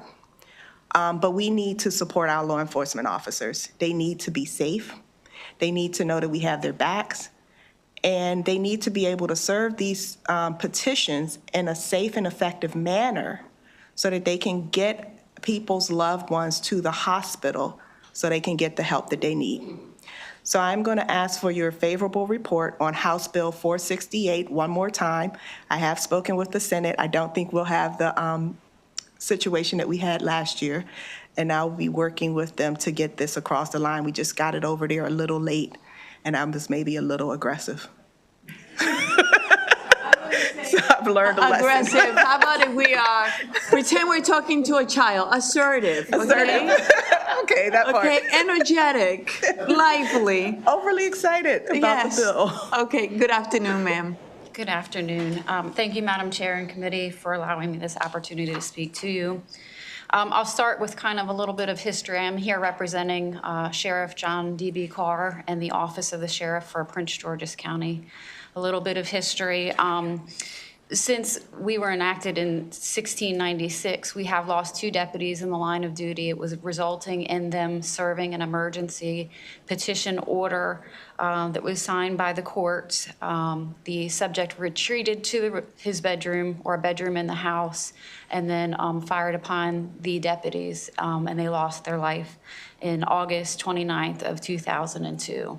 That still affects us on a day-to-day basis at the sheriff's office and our day-to-day operations when we have to serve these emergency petitions. 2024, we served 1,077, or we received 1,077 emergency petitions, and we were able to serve 906 of those. Some of those are because the individuals being in close proximity to the DC line, they avoid service, so that we cannot get the help get them the help and take them to the hospital that they need.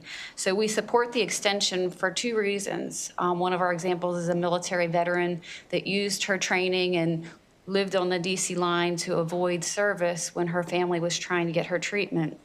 And going through the court systems multiple times also traumatized the family that was trying to get her services and prevent the things that were happening to her and that she was doing to herself. So it helps get support for the families and for the individuals that need the help that the emergency petition would serve. When it comes to the position of force, we're not asking for permission to use excessive force. We're not condoning, force being used if it's not necessary. We know that it has to be reasonable, proportionate, necessary force. We just want clarity, because when there's not clarity, that's when mistakes happen. Okay, thank you. Most of the civil orders that we serve as a sheriff's office in Prince George's County, we do not use force. I cannot serve somebody a child support order or custody order and forcibly give it to the person if they don't want to take the order or don't want to listen to what my service spiel is. I can't forcibly make them to take it. I can't forcibly take them into custody. That's a civil order. And these emergency evaluation orders are civil orders.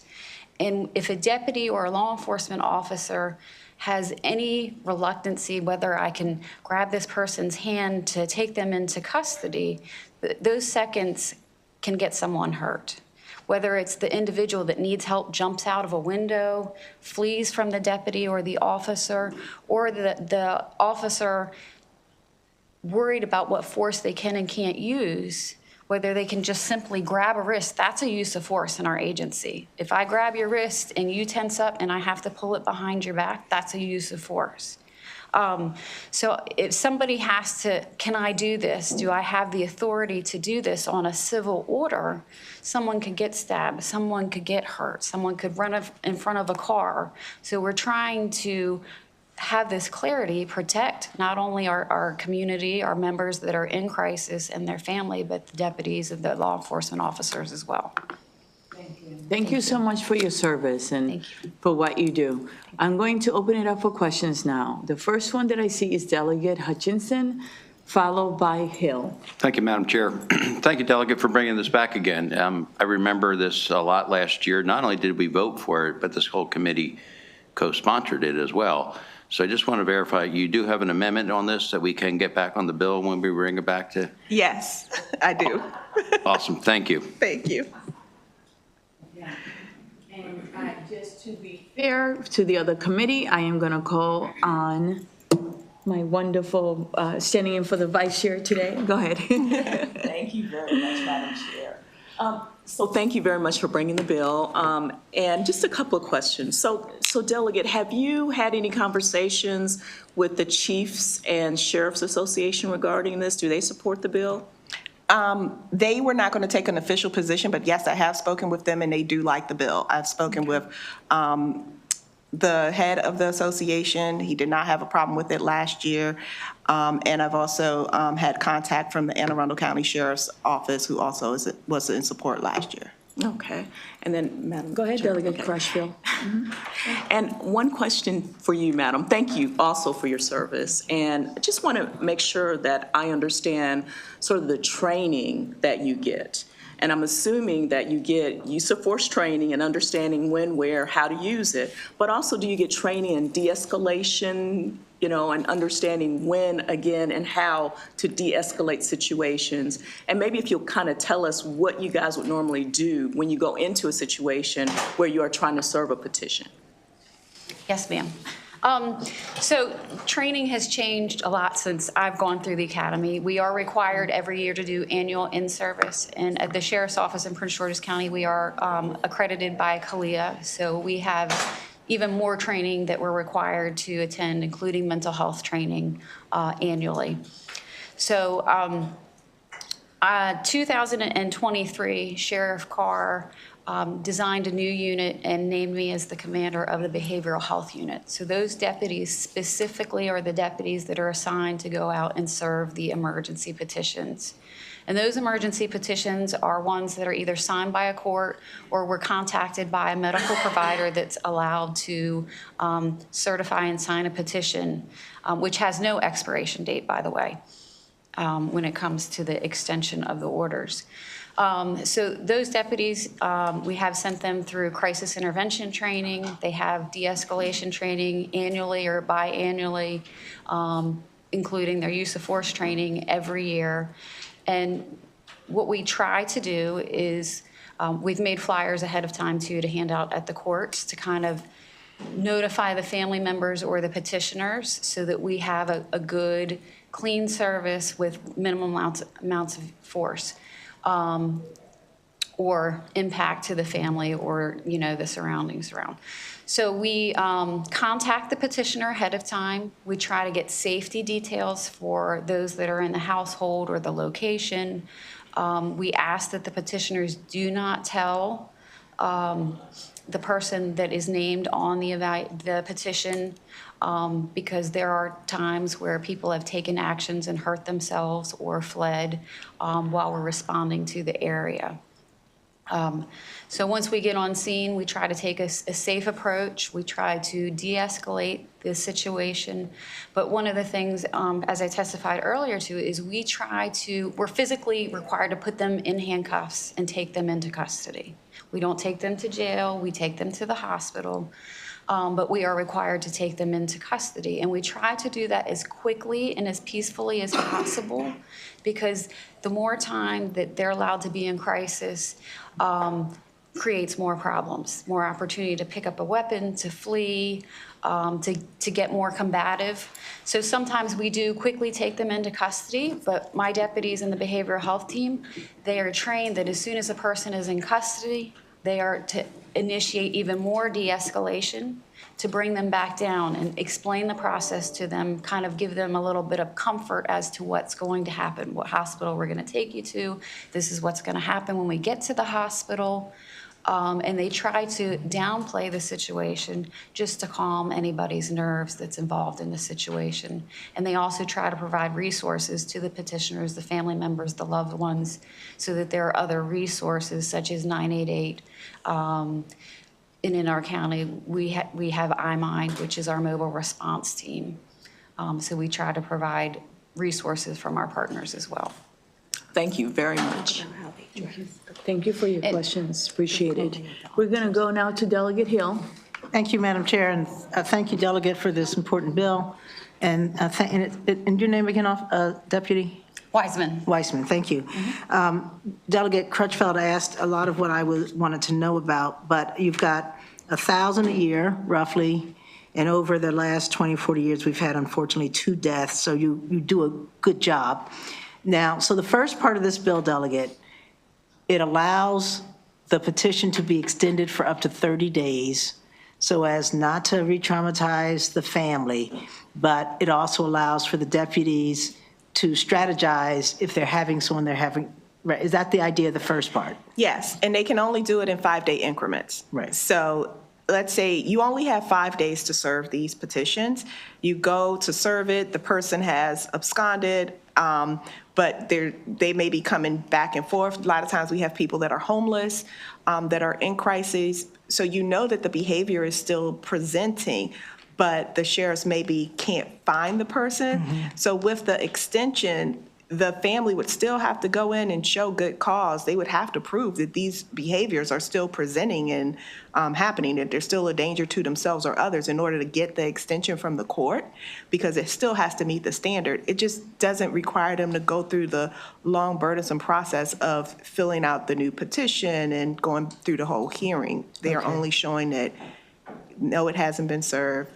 These are the behaviors still presenting, and we do believe there's still a danger. Okay, I didn't realize they'd have to go back at all. So the sheriff's office couldn't just go to the court and said, we went to serve it, we were unable to, we need another 5 days, we have to reestablish, because there should be a presumption that nothing's changed. The court would determine the process and procedures for doing that. I try not to step on their toes, but it's giving the authority for an extension to take place. Okay. So similar to a domestic violence petition, there are often instances when a person applies for protection under the domestic violence statute and you can't find the person to serve them.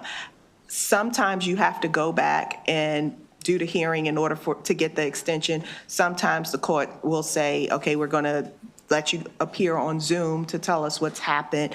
Sometimes they'll say, we're going to give it a few days. You're excused from coming back if they don't serve them, and they'll let the deputy. So the court determines the parameters and how they will implement and execute this portion of the bill. Okay. But it's giving them the ability to do it. All right, thank you. May I do another question?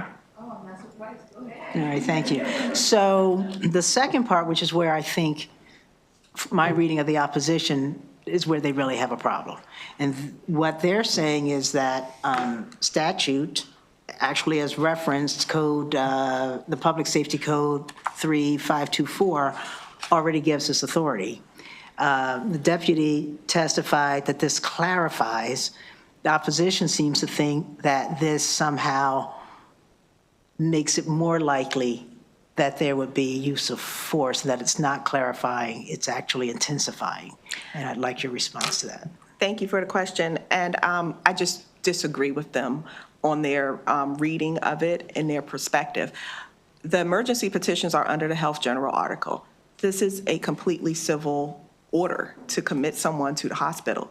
The use of force statute is not under the Health General article. So if a sheriff goes and they see a person in crises, they know they're a danger to themselves or others, and they say, you know what, this person is just too dangerous, I'm not going to use force to take them in, and they just leave, well, there's nothing stopping them from doing that under the current law.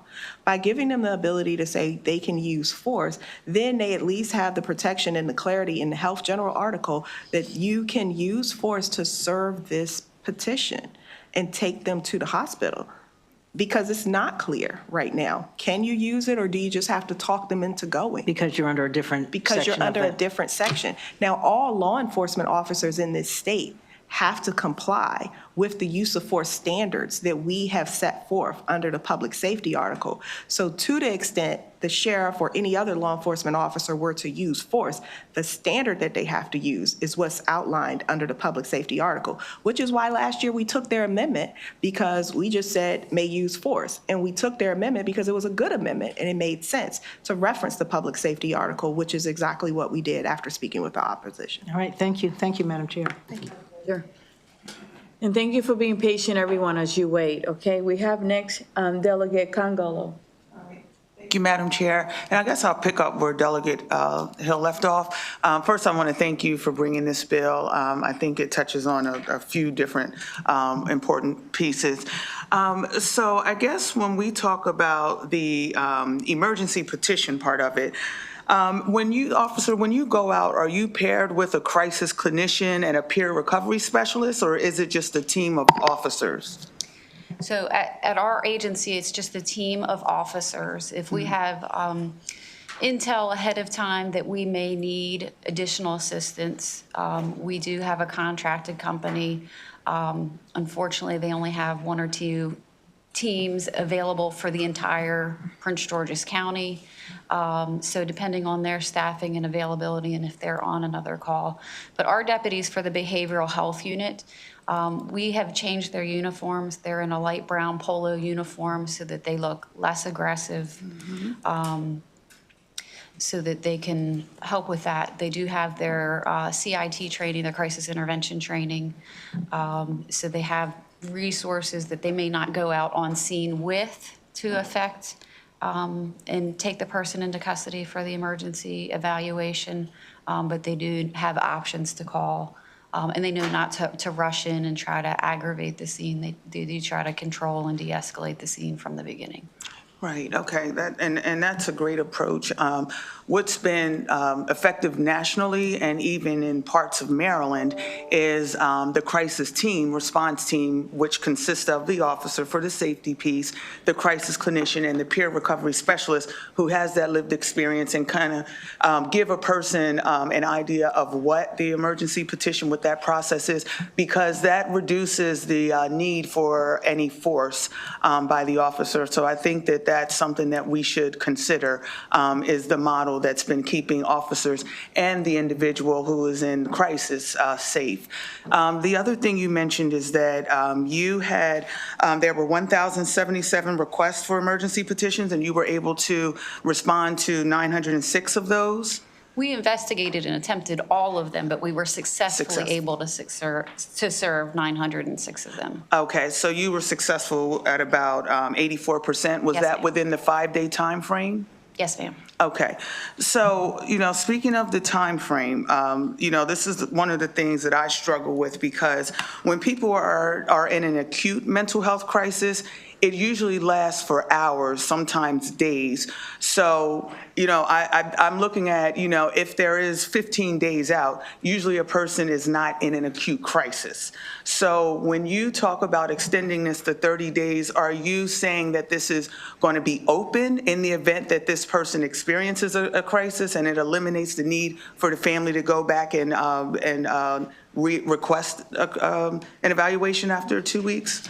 No, ma'am. So if, say, the situation is a homeless person or someone that's decided to stay at a friend's house in DC, and we can't effectively and legally serve the order, the petitioner, whoever took out the initial petition, would have to go back to the court and petition the extension, and they would have to give the justification why. The deputies would not do that. It would have to be the petition because they have firsthand knowledge of what the crisis is and what it's exhibiting. So if we were able to serve it within the next 5 days, if we were able to get the order served on the 6th day, we would serve the order, it would close it out, and we would send it back to the courts. So if they were released from the hospital the same day or 2 days later, which happens quite often, they can't just say, well, take them into custody again because there's 3 days left on the order. It's not an open-ended order. And just to clarify too, when I said earlier about the civil orders, we don't take force. Judges on civil orders every once in a while, depending on the circumstances, will put the wording on the order by any means necessary. And that clarifies to the deputies, if you're, doing a sheriff's sale or you're doing a custody order, you do have the right to take the child from the parent because the judge has put the wording on the order by any means or force necessary. So again, going back to the clarification on this. Okay, thank you. Yes, Delegate, did you have a question? So We're not you can allowed. ask a question. No. Okay, so we asked the question. So let me just clarify something. For the crisis intervention team, I know that in Maryland, it is not a requirement for the police officers to take that class. It's a 40-hour class. Anne Arundel County has the model, but not there's 24 jurisdictions, not everyone is required to do it. Not everybody follows it. I will love it, and I discussed that with Chair Klippinger, whether we should, or was it Judge Morrissey? We were in a meeting last week. It was the same meeting, whether we should make it mandatory, right? And then there was a thought that the team from Anne Arundel that are wonderful, they run that so well. They said, no, it shouldn't be mandatory because not everyone has it in them, right? Only like 20% of the force will want to deal with those cases. And we don't want them to be mandatory because then they just do it to do it. And he says it doesn't work. So I was just asking, and she knows because she was in the meeting last week, do I put in a bill to require it? And they're like, it doesn't work that way, but it's ideal. Anne Arundel does it ideally. And a lot of other jurisdictions have, contracts with other people. And then they do things like what you're doing, not wearing the uniform as well. So I have Delegate Bagnall next. Okay, go ahead. Thank you, Madam Chair, and thank you for the work on this bill. And I do appreciate that you're willing to consider an amendment for reporting, so we're revisiting this. But just to clarify for everyone, without this clarity in the language, the emergency petitions article is essentially silent on best practices, including de-escalation, termination of force, patients' rights to, regarding video recordings, the required training, and the penalties for violating the use of force statute. Is that correct? That is correct. And we revisited, Madam Chair, if I could have a follow-up? Yes. Thank you. We revisited the public safety article very recently. So the reference to the public safety article in this part of the statute, any future changes that we would make to the public safety article would then be reflected in the emergency petitions statute as well. Is that correct? That is absolutely correct. Thank you. Thank you very much, Madam Chair. Delegate Bandari. Thank you, Madam Speaker. I'm sorry, Madam Chair. That position is taken. I am the speaker, and I accept my support unconditionally. All right, let's go. Yeah, thank you. It's a very good bill. I'm reading the bill, and how this bill will ensure that individuals subject to an emergency evaluation petition receive timely mental health intervention if the petition is extended beyond the initial 5 days period. So thank you for bringing that up. So if you look at page 2 of the bill, it delineates how that extension process works. So the first thing is the peace officers are required, and they're not required under current law, to serve it expeditiously. we put in language that an actual date has to go on the petition to show when it expires, because it says 5 days, and so sometimes that's confusing. Is it 5 calendar days? Do the weekends count? Is it by the hour? So under this law, they would have to actually put a date certain and a time as to when the petition expires, the same way they do with a petition for protection from domestic violence. As for the extensions, one, you have to show that there is a good cause basis based on the presenting behaviors of the individual. So it's not just, we didn't serve them, maybe the person is okay and we just couldn't find them because they went and they got stable, but we think they still need help. That's not good cause to extend this.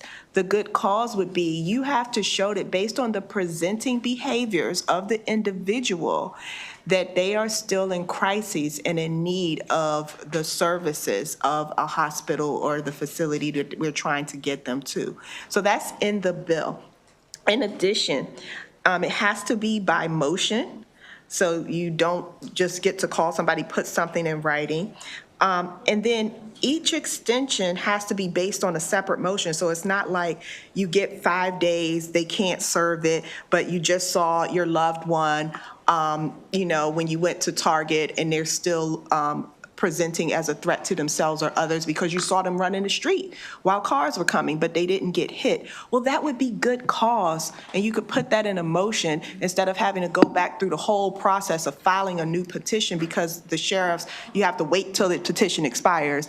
The sheriff didn't get to serve it, and now you know where they're at, so you can call the sheriff's office and say, I just saw them at the Target by Anne Arundel Shopping Center, and they ran into the street. So now you give that information to the sheriffs, the court has that information, there could be coordination of care, and if we had the resources, I know every jurisdiction would love to have that coordinated care team to help them serve, but they're doing the best that they can. So you have to still have the behaviors. This is not a blank check for people to just not serve these things quickly, because we want them in the hospital as quickly as possible so that they can get the care. And if the presenting behaviors are gone, then there's no basis for an extension, and the courts would deny that. Just like if there's no basis for the petition now, the courts aren't granting them. They don't grant every one of these that comes before them. I hope that answered your question, Delegate. Thank you. Thank you, everyone, for being patient. Are there any other questions for the sponsor and her panelist? Seeing none. Oh, you do have one? Okay. Thank you, Madam Chair. You're welcome. Delegate Olson, it looked like you wanted to say something in addition. What is that? Thank you, Madam Chair.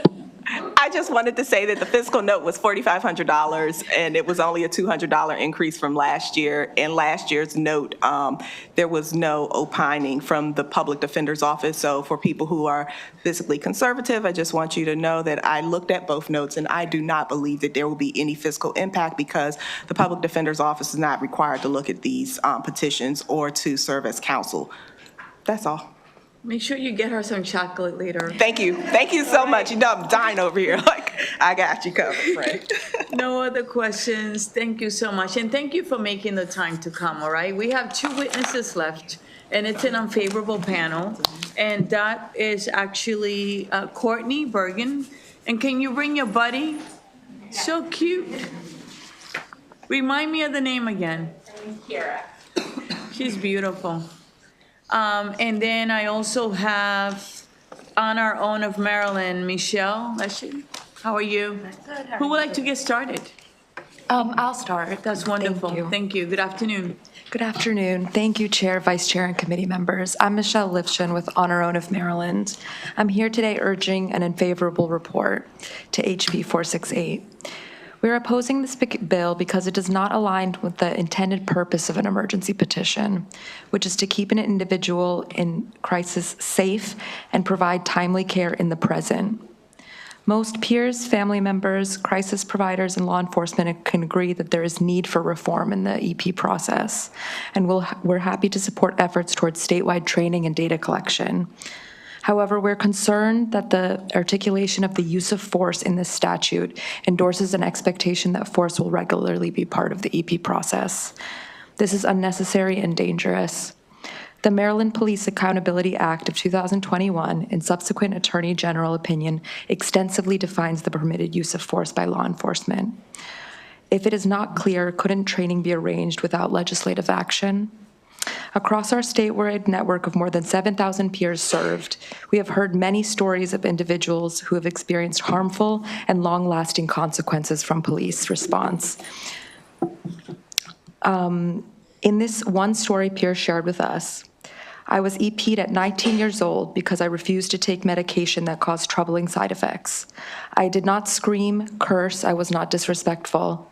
I did not threaten to do anything to myself or anyone else. The police slammed me into the car door, handcuffed me as tight as possible, groped me, laughed at me as I heard my mother sobbing and begging behind me. It will likely haunt me for the rest of my life. I am now scared of police, wary of my neighbors, and I isolate much more now. This is just one of the many stories we hear regularly. Marylanders who experience mental health crises deserve understanding, support, and high-quality health care. We urge an unfavorable report. Thank you. Good afternoon, Madam Chair, members of the committee. My name is Courtney Bergen. I am an Equal Justice Works Fellow at Disability Rights Maryland. I'm also a person with a mental health disability, and I live in District 43A, who's been EP'd more times than I can count in my life. DRM opposes this bill because mental health crises deserve a mental health response, not a law enforcement response. In fact, there are many states in this country that don't require police to deliver EPs. And we think that is part of the solution here. And I say that as someone who is part of the Behavioral Health Coalition that works on the Baltimore City consent decree. This is an ongoing issue, and we have lost so many citizens in Maryland because of excessive uses of forces and EPs. Most police departments are not having issues overusing force, or underusing force, they are overusing force. And this is something I've personally experienced. I live in terror every single day of one more person calling the police on me because they don't know if I'm stable or not. And I am a relatively privileged person in this world. I have a law degree. I am white. I have providers who are very caring and will do their best to do everything to avoid police involvement in my care because they know the trauma it has caused me. And my clients experience the same thing. Many of them have abandoned mental health treatment because they fear this. Like, this is something, the police use of force and excessive use of emergency petitions is something I am getting more calls about every single day from the people of Maryland. And so we worry that this bill is going to just traumatize people more while ignoring the underlying issues that exist in the EP process. We need data tracking. We need other crisis solutions. But going and adding that police can just default to using force to execute an EP ignores the problems. So we respectfully ask that you oppose this bill and that we come to the table and talk about real solutions about what's going on with this process. And I want to thank both of you for sharing your personal stories. I know I have said it before, but really, thank you. I know it takes a lot, and I want you to know that we appreciate it, okay? That you leave here knowing that. Are there any questions for these two witnesses? Seeing none, thank you. Oh, yes, Delegate Hill. Thank you.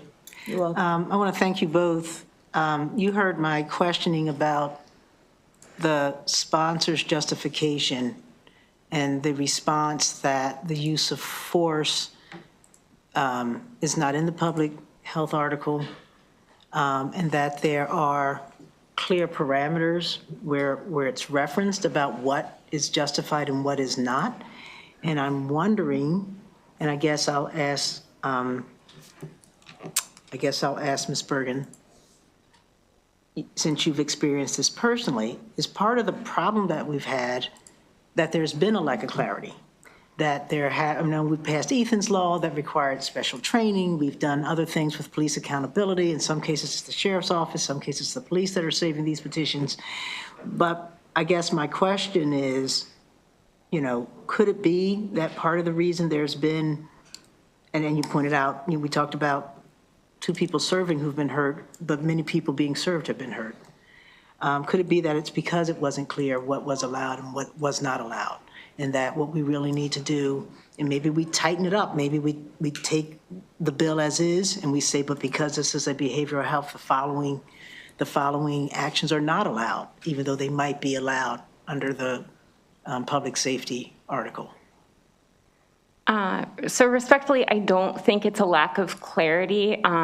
Sitting on the Baltimore Police Department consent decree group, I have not heard other officers saying that they're not sure whether they can use force when someone is presenting an imminent danger.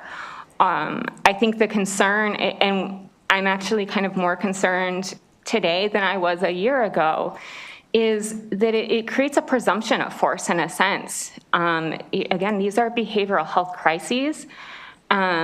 And so the way to solve this, and what other states have done and reduced deaths, is really taking police out of the equation. These are not people who've committed criminal offenses. If they were, we wouldn't be having these same conversations about whether force is okay. These are people who are in crisis and need health care. And so to say, oh, let's presume that we can use force when no one in that moment is doing anything to indicate there's a level of acuity, because if someone had done something in that moment, then we would know, oh, that's necessary and proportional force, it's putting me in danger, I can use force back, right? That's necessary and proportional. But if someone won't come out of their room using force and is upping the ante, it's escalating rather than de-escalating. So that, is ultimately our concern. And I have personally had clients die in the past year because of this. So I respectfully don't think it's a lack of clarity. I think there's a lack of training that is part of the issue. I don't think some of the training in the Police Accountability Act is happening, unfortunately. And I do think there needs to be more training, absolutely. May I follow up, Madam Chair? Okay. Delegate mentioned with the previous panel that obviously if we had crisis intervention teams everywhere, we could probably remove the police and sheriff's departments out of this. And as the sponsor has said, that would be great. We don't have those resources. Would you suggest that we go for a different intermediate since we don't have those crises? Is this something that we should have EMTs responding to instead of police at all, that this is a health crisis and it shouldn't be law enforcement, but it should be until we can get behavioral health specialists? Of course, the EMTs aren't here to weigh in, but should we be sending medical professionals? Without having researched this, my gut would be that's a much better solution. I think, so I can say this as someone who's experienced it, is that knowing that a cop has a gun, knowing that their default is force, they're not necessarily, they have a different job and their job is law enforcement. When I've always been someone who's very compliant and very terrified of breaking the law. Rules are my thing. Probably why I became a lawyer, right? So to know that sometimes you don't know what is going to cause somebody, how somebody else is going to be interpreting your behavior when they're coming to you with the assumption of a crisis. You don't know what they've been told. Oftentimes there's huge, it becomes a game of telephone, there's different information given. But when I know someone has a gun, it kind of puts you in this state of terror where you don't know what to do. If I just knew that it was someone responding that didn't have a gun, my behavior would probably be very different, and I think a lot of my clients, their behavior would be very different. So I know Washington State uses designated crisis responders. I think solutions that are more health-oriented are really the way to go here. Thank you. Thank you, Madam Chair, for your indulgence. Delegate Taveras, followed by Delegate Bagnall. Thank you, Madam Chair. The question I have, it's that in my community, the situation is slightly different, right? We have families that may not be as well completely informed of their options.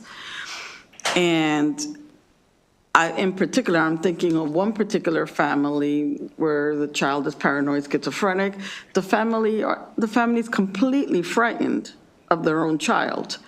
The child has not properly been able to go to a medical physician to even be to identify what it is he has.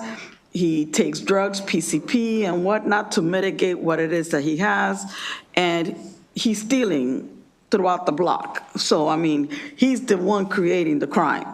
So there is a very thin line where what's happening in the community and this young man's sickness, right?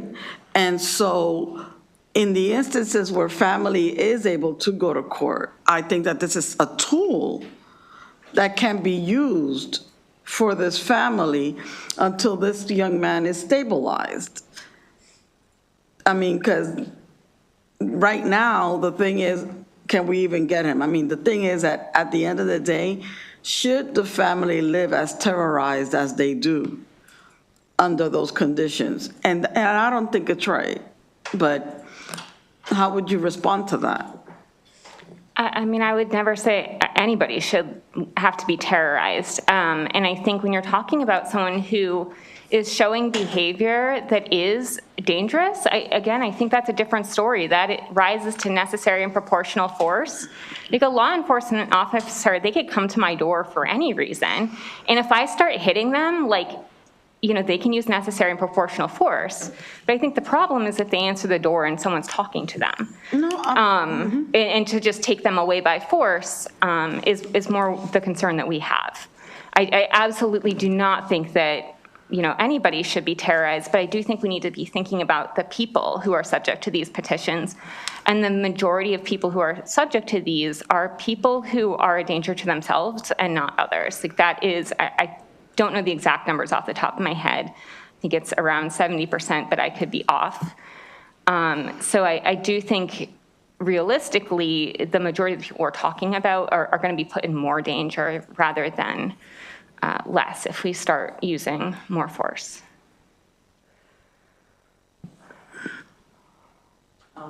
Okay. Delegate Bagnell, followed by Woods.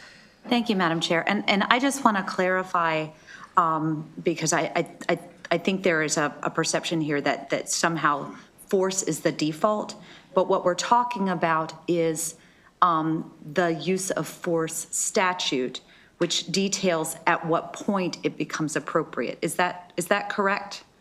Yes. So is it your view that simply having a statute and a reference to the statute, despite the fact that it lays out at what point it's appropriate and de-escalation and the rights of rights to recordings, that simply the existence of that reference escalates to a default of use of force? I think the inclusion of the use of force within the emergency petition, as kind of Courtney has been referencing, gives the assumption that within this healthcare response, that the use of force is necessary, when already in the statute we do have an explanation about necessary and proportional use of force when there is an imminent threat. And so I think there is so much stigma, as we're probably all aware, about individuals with mental health issues being dangerous. And there are a lot of cases where folks are in our network hearing stories about folks being harmed when they're not. I mean, that one story was just one of many where someone was not yelling or upset and they were met with force. So I think it is just that including that within the statute then further ties together the link between complex mental health disabilities and dangerousness, that is a likely correlation when I don't think it is as likely as we assume it to be. Any other questions? If I could have a follow-up. Yes, go ahead. I just want to drill down a little bit because this does lay out not just the use of force, but the penalties for violating this statute.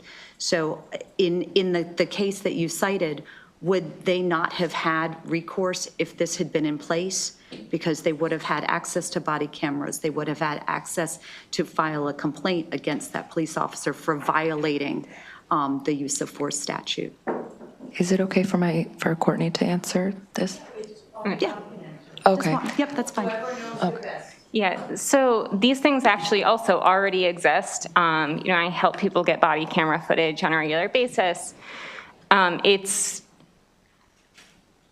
for the individual who is harmed. If they are not physically harmed, it's very hard to get damages, especially when you are someone who is stigmatized because you have a mental health disability. Most people cannot unless they have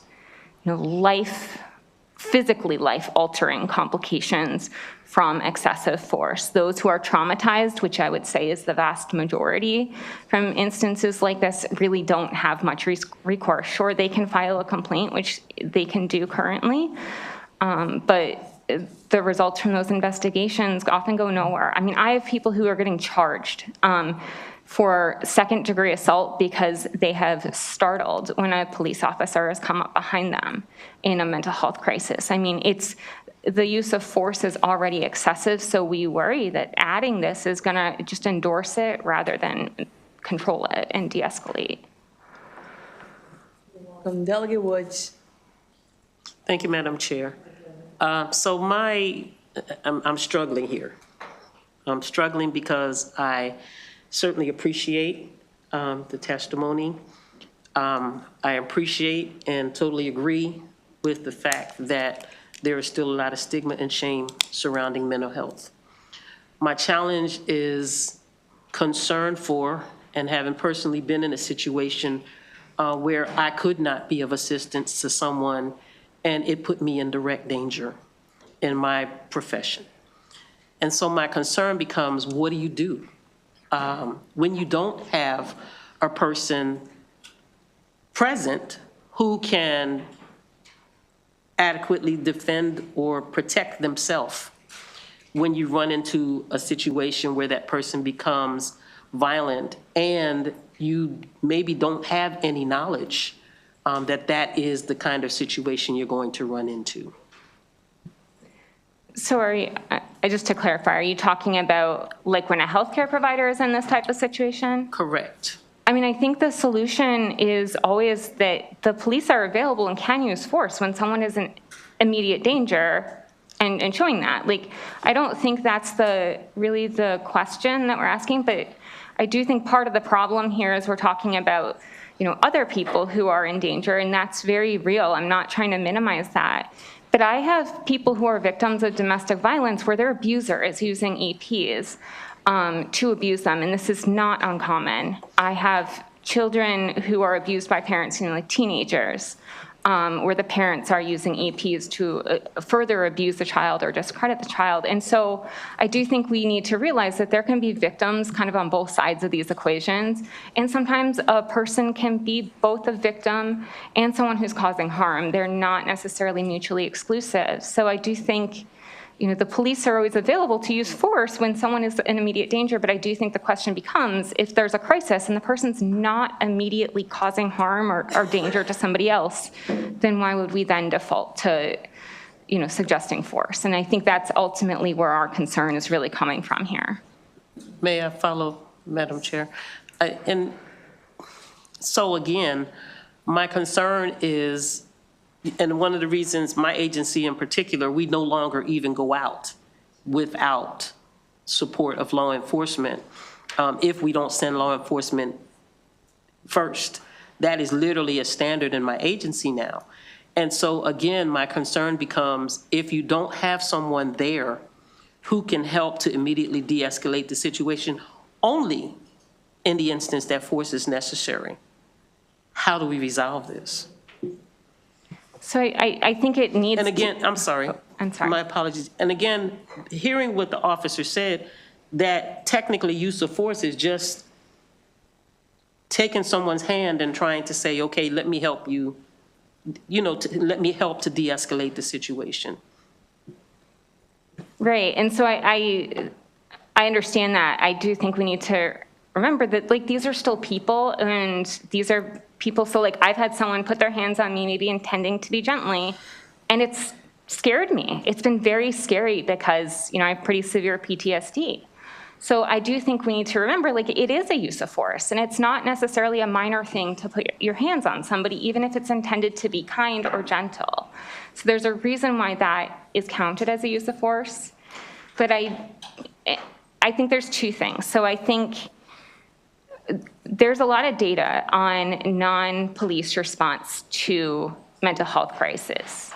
So defaulting to a non-police response when somebody is not violent, like this is really what we're talking about, is very effective and at preventing things from escalating further. Now, if somebody has a history of violence or is showing violent behavior in the present, I do think that becomes a different situation, and there's not anything that would preclude police from responding, because it gets into often violating the law. Like there's nothing precluding that. I think what we're suggesting is that if the default were to not have police response, a lot of these situations wouldn't get escalated further when the majority of people are a danger to themselves. And this is just like general data. People with mental illness are much more likely to be a harm to themselves than to anybody else. They're much more likely to be victims of violence than perpetrators. Yes.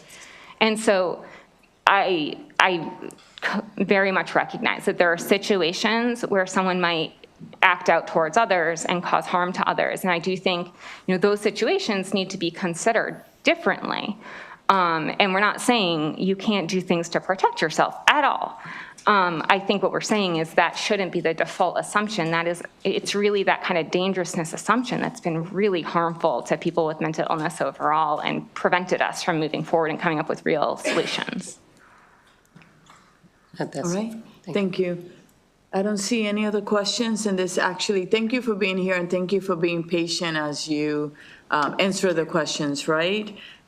This concludes this bill hearing on House Bill 468, and for the committee, it concludes the work for the day, okay?